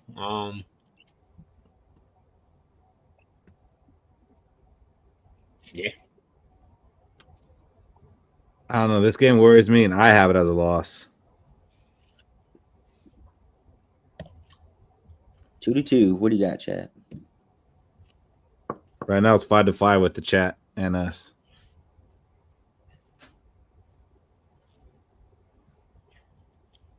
If Orlando would say win or loss, that would help a lot. He has us 8-5, so that means it would be a win. Yeah, but I don't know. I haven't been keeping track of his. I have a separate section. KOC Junior's picks. Bob Swede, W. Chat got it as a W. We want to get in a first round bye, fellas. So after that big W, we head to Dallas for a Sunday night game in Dallas. Cowboys have beat us the last 5 or 6 times we play them, including that embarrassing 40-3 game in 2022. Never wanted to turn the game off so much, but I watched that whole thing, took all that pain. Cowboys lead the all-time series 19-15. They acquired George Pickens. You got a whole new backfield with Miles Sanders, Javonte Williams, Jadon Blue. Dak is whacking. We need some payback. So, Michael Fish, I believe you already called this one a loss, right? No, I did not. I said this is the game I was looking forward to because this is the one that we struggle with them so much. I actually believe this is our statement game on our playoff push. We're going to kick the shit out of them. We're going to beat them by 20 points. Oh, say that for the hot takes, player. Don't worry, you'll forget I said that by then. I probably will. What? Cody, what do you got? I got us as a W. I think the Cowboys organization is so dysfunctional right now, especially with Jerry Jones as the leader of the bunch, and going out to get a problem guy like Pickens. To me, I think there's going to be a lot of fight on the field between quarterback, wide receiver, and that's if the quarterback can make it healthy by week 15. So I got us as a W. And who's their head coach again, Cody? I have no idea. Brian Schottenheimer. Dirty Rotten Rhymer. Cursing out your players worse than Brian Schottenheimer. I know it's Marty Schottenheimer. Timmy, what do you got? I got a win. I have a win. Hey, Bob. I know you're joking about bringing back Kendricks, but I've actually thought about that all off season about bringing Kendricks back for one more ride and let him retire as a Viking. I would not be mad if they did it, but I just don't know if there's any room for him to play. So this is a W. So I know everybody has their own records and everything, but as a chat and group together, it's a 12-2. Oh, yeah, I have the W. After that, oh my bad, Shaq. There's just so many W's. I figured you already gave us one, and I know you want this win probably more than anybody on this panel because you got some friends that are Cowboy fans. Yeah.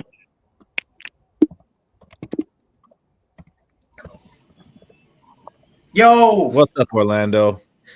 What's going on? There he is. Okay, I'm gonna say one thing about this game. Fuck them Cowboys. Or the Cowgirls. The Cowgirls. I'd rather watch the cheerleaders. Cowgirls better yet. Congratulations on your graduation, sir. Thank you, Keith. It's great to be a college graduate at last. Thank you. Right. Thank you. Let's jump to the next game.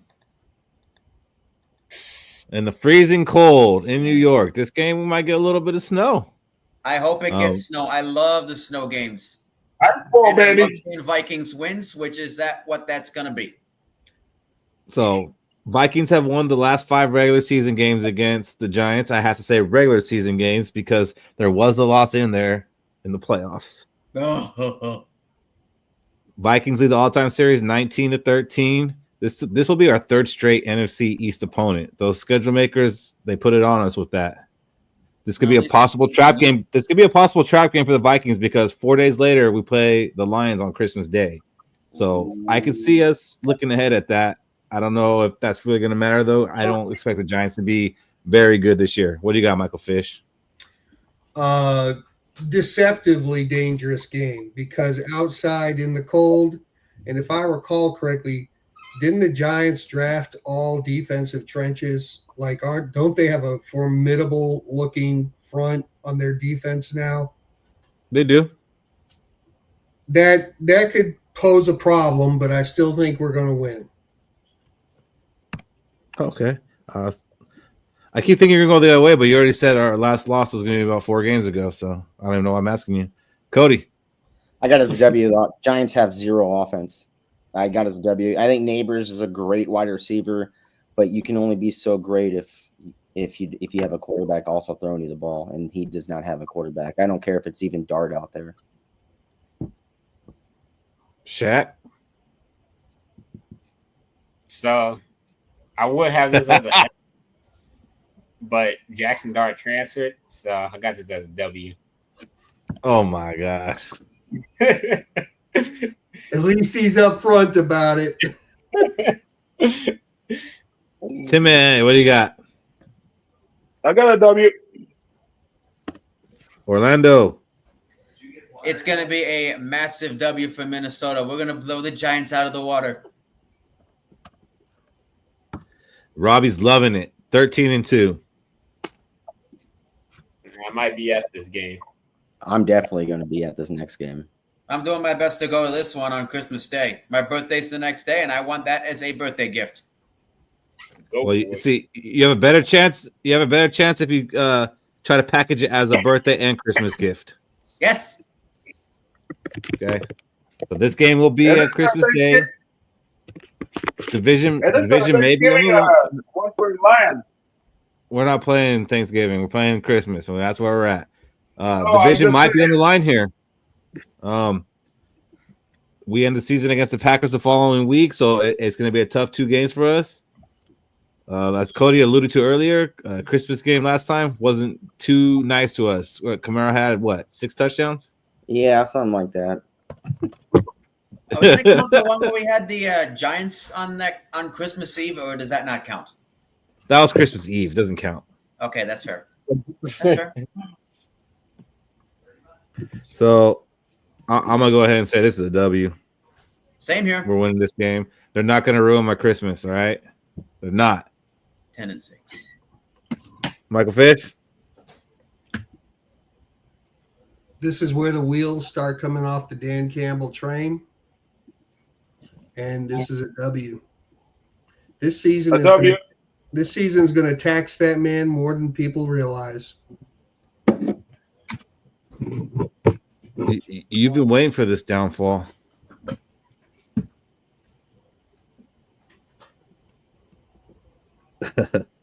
Yeah, we're gonna have to do this again for sure. All right, so we won that. We're 14-2, feeling good about ourselves.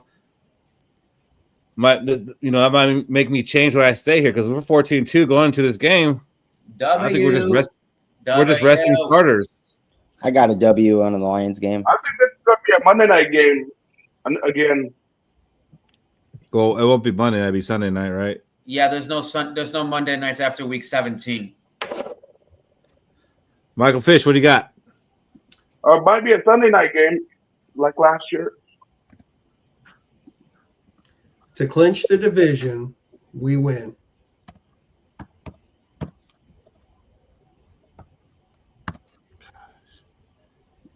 What do you got, Cody?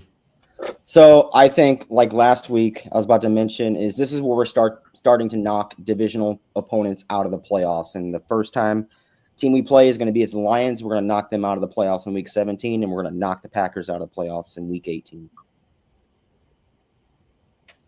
Big W. Shaq? I got this as a loss. Fuck you, Shaq. Hey, Fuck you. Fuck you, Shaq. Shaq like a Lions fan, huh?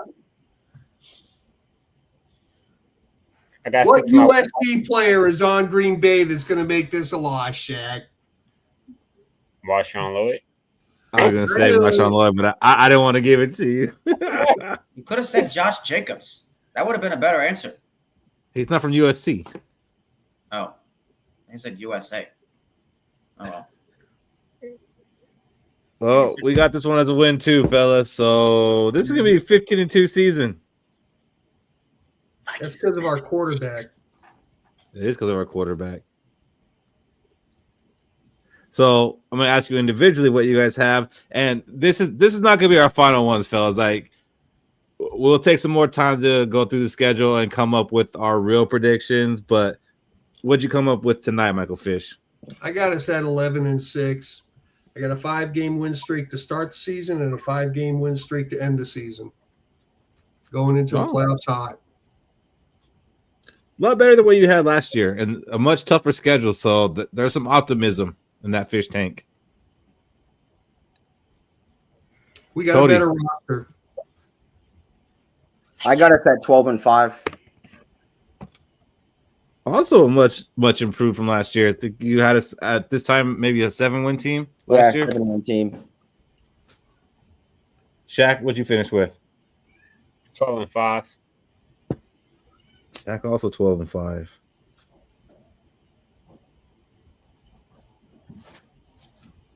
So I guess I'm the homer because I got us at 13-4. I got 14-3.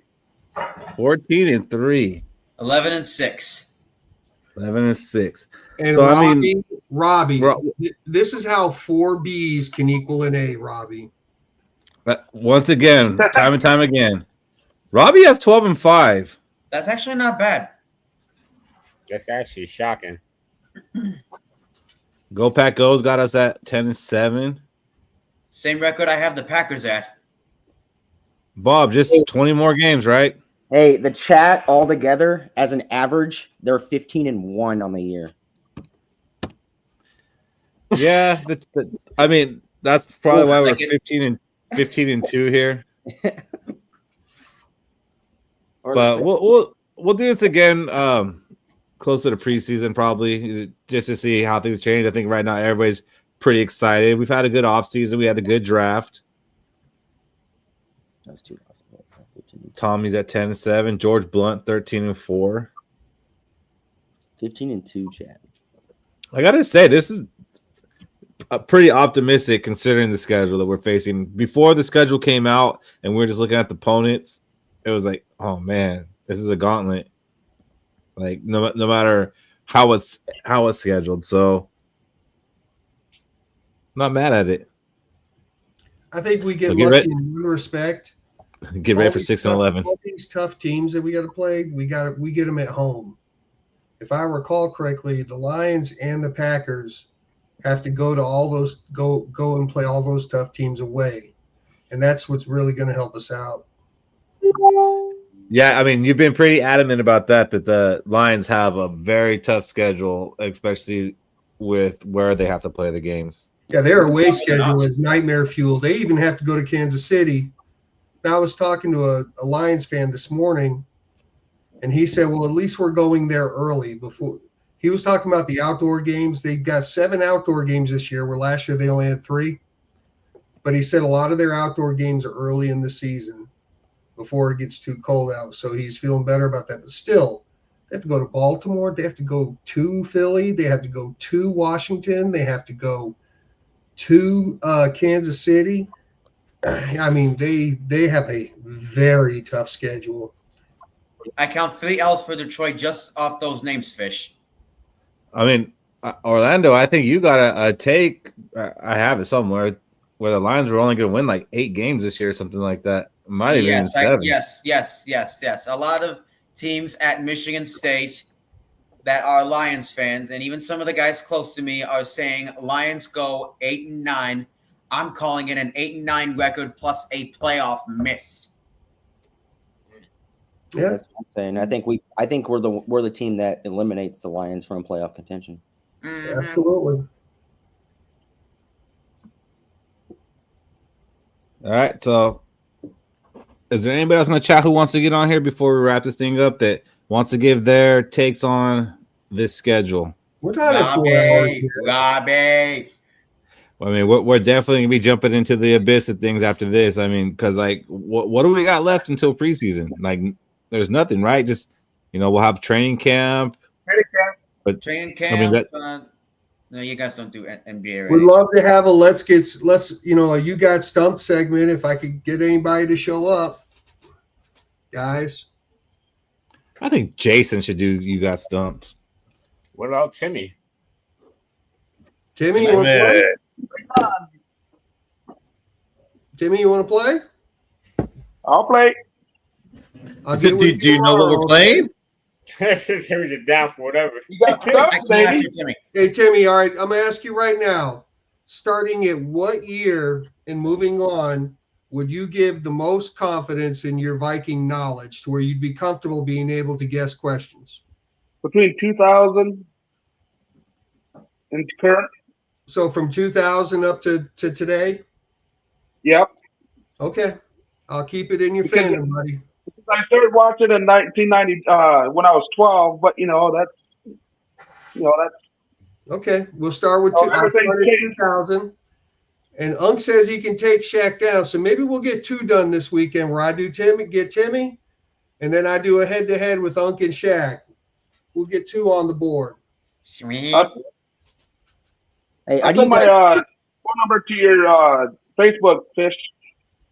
Yep, we message each other. How do you guys feel about the Vikings? Even though we're going overseas, playing 2 international games, we're still only the 13th in the league for most miles traveled for the starting year. 2-0 internationally. I mean, isn't that wild that we're still 13th in the league? Well, I think it speaks to the proximity of our division, right? You've got some people like, look at the AFC West. You've got Kansas City, which is, 7 hours away from me. They're pretty much Midwest, and they're playing against LA and San Diego and Denver. So I think that goes more towards how they figure the divisions out. If they actually mapped them closer, the mileage would get down. But yeah. It has to be how close I do this. And also, we're playing the AFC North and the NFC. Our mileage would go up if we were playing any of the South teams. So, yeah, I think it just kind of works out. But, yeah. I mean, if they had a mileage reimbursement program, they'd be kind of getting shafted this year. Yeah, I think the longest one is the Seahawks, right in the States. The Seahawks. Yeah, they got to fly forever wherever they go. Yep. Because let's see, they have only downside in Europe. We got a bunch of road games that are like back to back. We're gonna do our questions, Keith. We're gonna do our questions. I was going to start next week. Did you guys have them already? We're going to do that next week? Yeah, I was going to start that next week because that's when we're going to need to start making up segments. Can I do a test fire one then? Yes, you can. All right, for everybody on the panel, we're going to start you off, KOC Jr. We're going to go right around, okay? Okay. Here's my question for you. Other than a player whose name is JJ, what's the one player you absolutely do not want to see go down this year? Gosh, why are you putting that into the ether? Are we talking JJ McCarthy or Justin Jefferson? Both. It cannot be either one of those. Okay. The one player I do not want to see go down this year is Andrew Van Ginkel. Good one. What about you, Timmy? I'm gonna say Fries. Good one. Fries. What happened last year? It could happen again. It could be the other Tommy took leg mine. or something. Yeah, I'm taking that one too.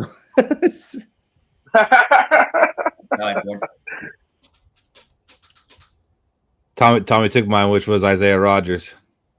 But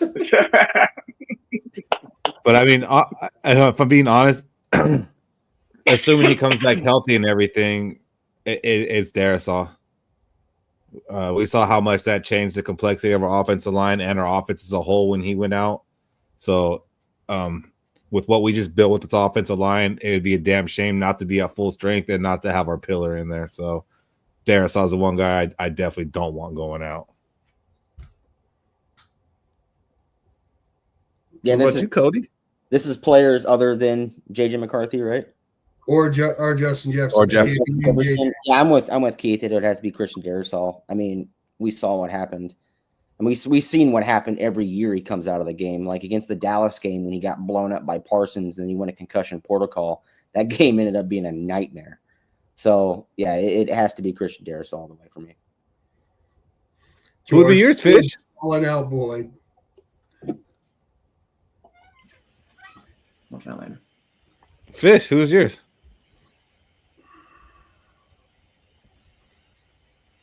Am I muted? No. I think it's going to be Kelly. You took my punchlines. I mean, look, I think who do we have for a backup center? Juergens. I mean, even Schlottman was, better, even though he wasn't great. I really think, as much as I don't think he will, I really think we need him. We need Kelly to stay pretty healthy for this whole thing to work. And I just wanted, I was going to say Kelly at first, but it wasn't going to be for the right reasoning because I'm saying I want it to be Kelly just so I can say, Fish, take that. Yeah. But I went for the right answer of Darrisaw on that one. But yeah, I mean, you're right. If he gets injured, then I mean, game over. And my favorite part of the group chat this week was when Shaq said, "Oh, Kelly's injuries," and you were like, "No, don't do it. Don't feed the fish." Oh, Kelly missed time last year for a neck and then a knee, and he's like, "I sure hope that's the only time he's missed." I was like, "Don't look any further." I've already looked. Maybe he was faking injury every year. I'd act injured too if I have to block for Anthony Richardson. But I mean, here's the thing, right? With our coaches in our system, Keith. No, it's with our trainers. Our facilities. Our facilities. Our top-notch facilities will keep him healthy. And guess what? It worked for Aaron Jones because I was really worried about his injuries, and he played every game. And that's gonna make Kelly stay on and play another year with us after this year because he's gonna have a rare healthy season on a Super Bowl winning team, and he's gonna say, "I got to do this shit again." It doesn't matter. I won't be mad at that because we still won't have a center. So, like, we can go ahead and keep him and then go ahead and draft his replacement. I hope it comes down to a situation where he comes back because that means it worked out. I wouldn't even care. I'd wait another 34 years for a Super Bowl after winning one this year. Yeah, he could be injured for the whole year after that. I don't care. Cody, I've asked you guys this many times, and I don't ever remember your answers. But do you think at all, if we were to win a Super Bowl, like the chase being gone, that would diminish something as far as being a Viking fan and watching Viking games? Like that, the carrot, we ate the carrot. Like, do you think that would take something away?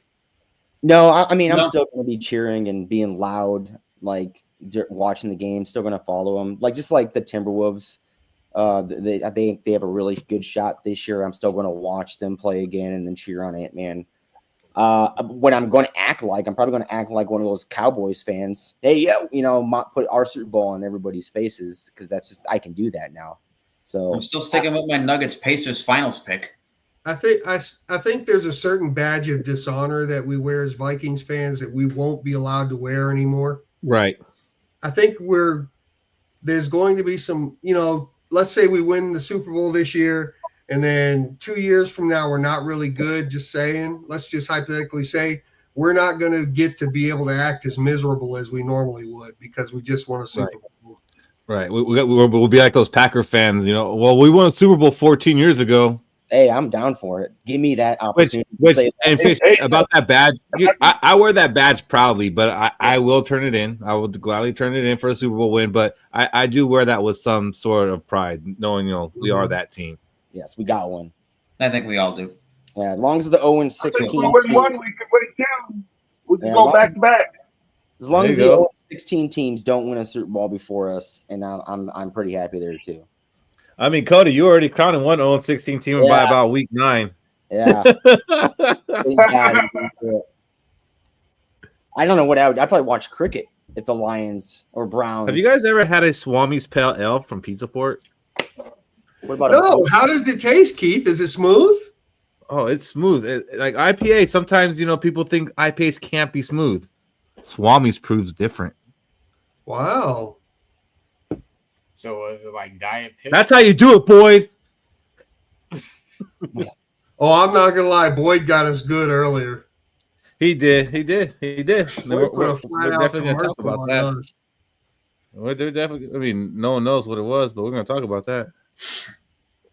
That's about to be the next Blue Chew.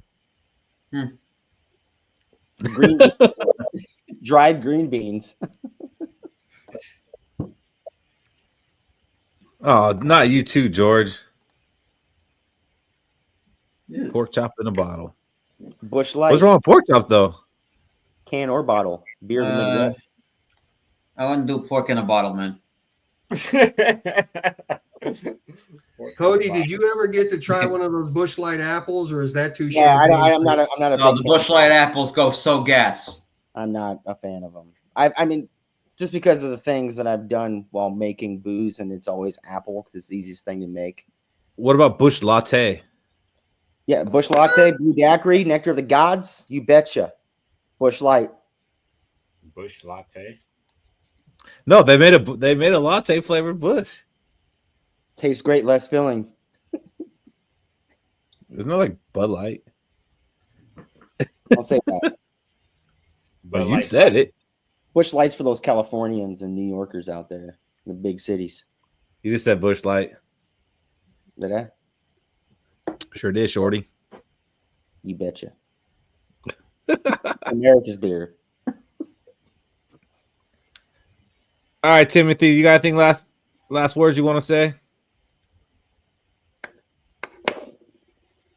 I am going to say we're going to go 5-0 before the break, and the Eagles is going to be our toughest one, and the Lions and the Chargers are going to be our three toughest games of the season. God, don't say that, Timmy.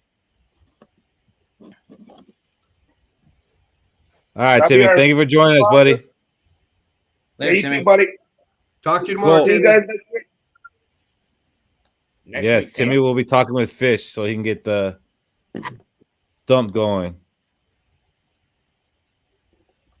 Looking forward to it. Tommy.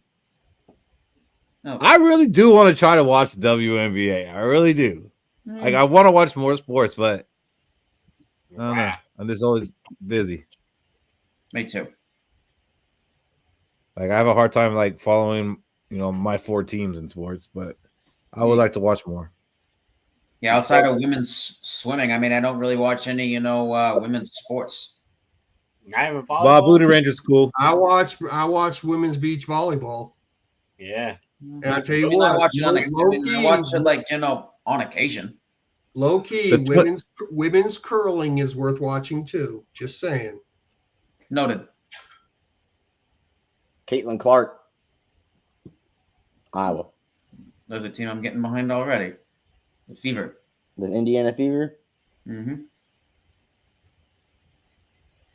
How whole square was yellow? You gonna get behind them Wolves or what? Me? Mm-hmm. Well, I mean, I had a Nuggets Pacers finals prediction, but if the Wolves somehow beat the Nuggets, I will gladly cheer for the Wolves to win the championship. Hey, they beat them last year. Well, But not in the conference finals. Not in the conference finals, but I'll take them in the different conference. animal. But yeah, we'll see what happens. We'll see what happens Sunday afternoon. Hey, Twins, 11 in a row.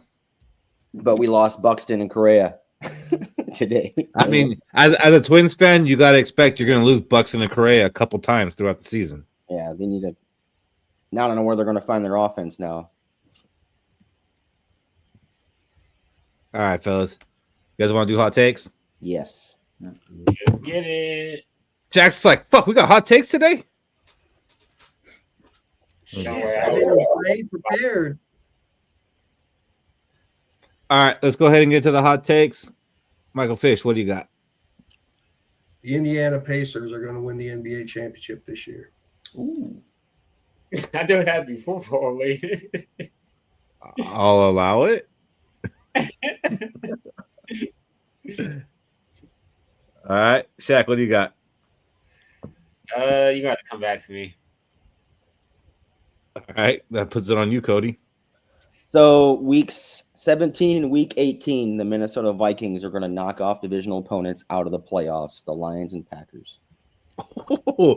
So they're going to knock them both out of the playoffs. Neither of them are making the playoffs. Wait, so the Packers, even though they could go 10-7, they're still going to miss the playoffs. They're not going 10-7. Noted. That was. Oh, well, yeah, you're right. That was hotter than the respect we gave that hot take. We should do it again. I respect that's pretty hot. If the Vikings end up being the Vikings making the playoffs though, right? Yes, they'll be the first in the division. So if the Vikings are the only team to make the playoffs in the division, we got the Bears. Whoa! I didn't say the only team. You got the Bears making it? Got the Bears making it this year. Oh my gosh! We're splitting a game with them. Robbie doesn't watch college football. Robbie just lets his wife tell him what happened, and then he regurgitates it. That was funny. All right, Shaq, I'll give you a little bit more time. So right now, the Vikings have 7 standalone games, 4 primetime games, and my hot take is the Vikings will get flexed into at least one more primetime game this season. So that will give us 8. Shaq, what do you got? The Minnesota Vikings will have 2 1,000-yard rushes this year.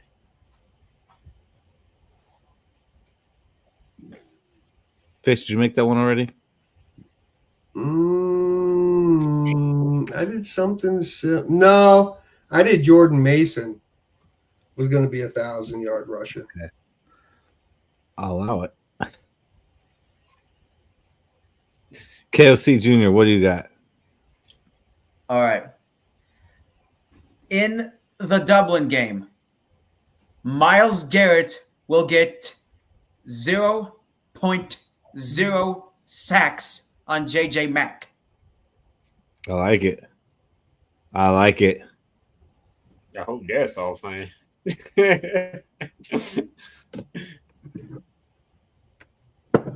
see.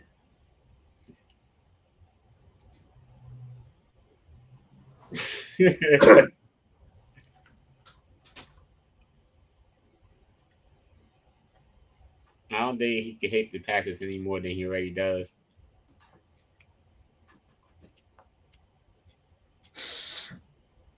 That's pretty hot. Dallas only has 10 sacks. Right now, Vikings and Chiefs have 7 primetime games. They did not put the fact that the Vikings have 7 primetime games on Instagram this morning. Well, because so Mike, we talked about this. It depends how you define primetime. We have 7 standalone games. Oh yeah, that's right. But standalone versus the 4 primetime games, which I consider anything where it's the only game on is primetime. Like I get what primetime means; it's at night. But anytime it's a standalone game, to me, that's a primetime game because everybody's watching it. Okay, you're right. I mean, I define primetime the same way I've always done it, like a night game. Yeah, and that's fair because technically that's what it is, and we have 4 of those. But we also have the 2 games overseas, and we have the Christmas game, which Christmas at 4:30. That's prime time. I'll take it. Now, will those games will the international games, like let's say, because it's regionally, right? NFL Network. NFL Network. Yeah, they're going to be streaming exclusively on that. But so will other games be playing regionally. I think more. Will other fans of different teams go watch that international game? Why NFL. not? It's the only game. It's the only game on. Why would they not? They'd probably sleep in. NFL Plus. Only if they're on the West Coast. Yeah. And It's not 6:30. even that, because most people actually get up in the morning. Keith is like, I'm gonna stay at bed till noon. Not everybody's like that. I get up, like I said, normally the games here that are noon games, they're 10 a.m. here. I get up at about 9:55 and I'm tripping over myself to get downstairs and turn the TV on to get my stream going before the kickoff and deciding is it beer or coffee first. It's Kahlua and coffee. Yes. All right, Shaq, final words. Final words. Thanks for everybody who joined us tonight. Make sure you like, comment, subscribe. You can also send donations to Buy Me Coffee, or you could click the little dollar sign on YouTube if you're on YouTube. Make sure you guys tune in next week. We always go live every Thursday. And that's all I got. Skol Vikings. Orlando, what do you got? Well, as per usual, thanks everyone for having me on. Thanks for everyone who joined. And I am just looking forward to yet another great season, just like we had back in 09 and 17, even last season. And I'm going to say this again and again. Skol Vikings. To the ball. Skol Vikings. Like fish. You know, Keith, if you switched over to Bush Latte, you could have your beer and coffee at the same time. Let's go. Cody, what do you got? It's going to be an amazing year, I think, this year. The chat even said it with their little average that they brought out at 15-2. They're believers too now. Last year, it was a surprise winning over double what I thought we were going to win. And now I'm fully on board. I am riding this train. I hope to God JJ McCarthy is the guy at quarterback for us this year. Other than that, I'm going to end this on negative by saying don't do this, don't do that. I'm just going to say let's go. I like it. And I'm in it the same way. We'll see you guys next Thursday. Let's go. Let's go, boys.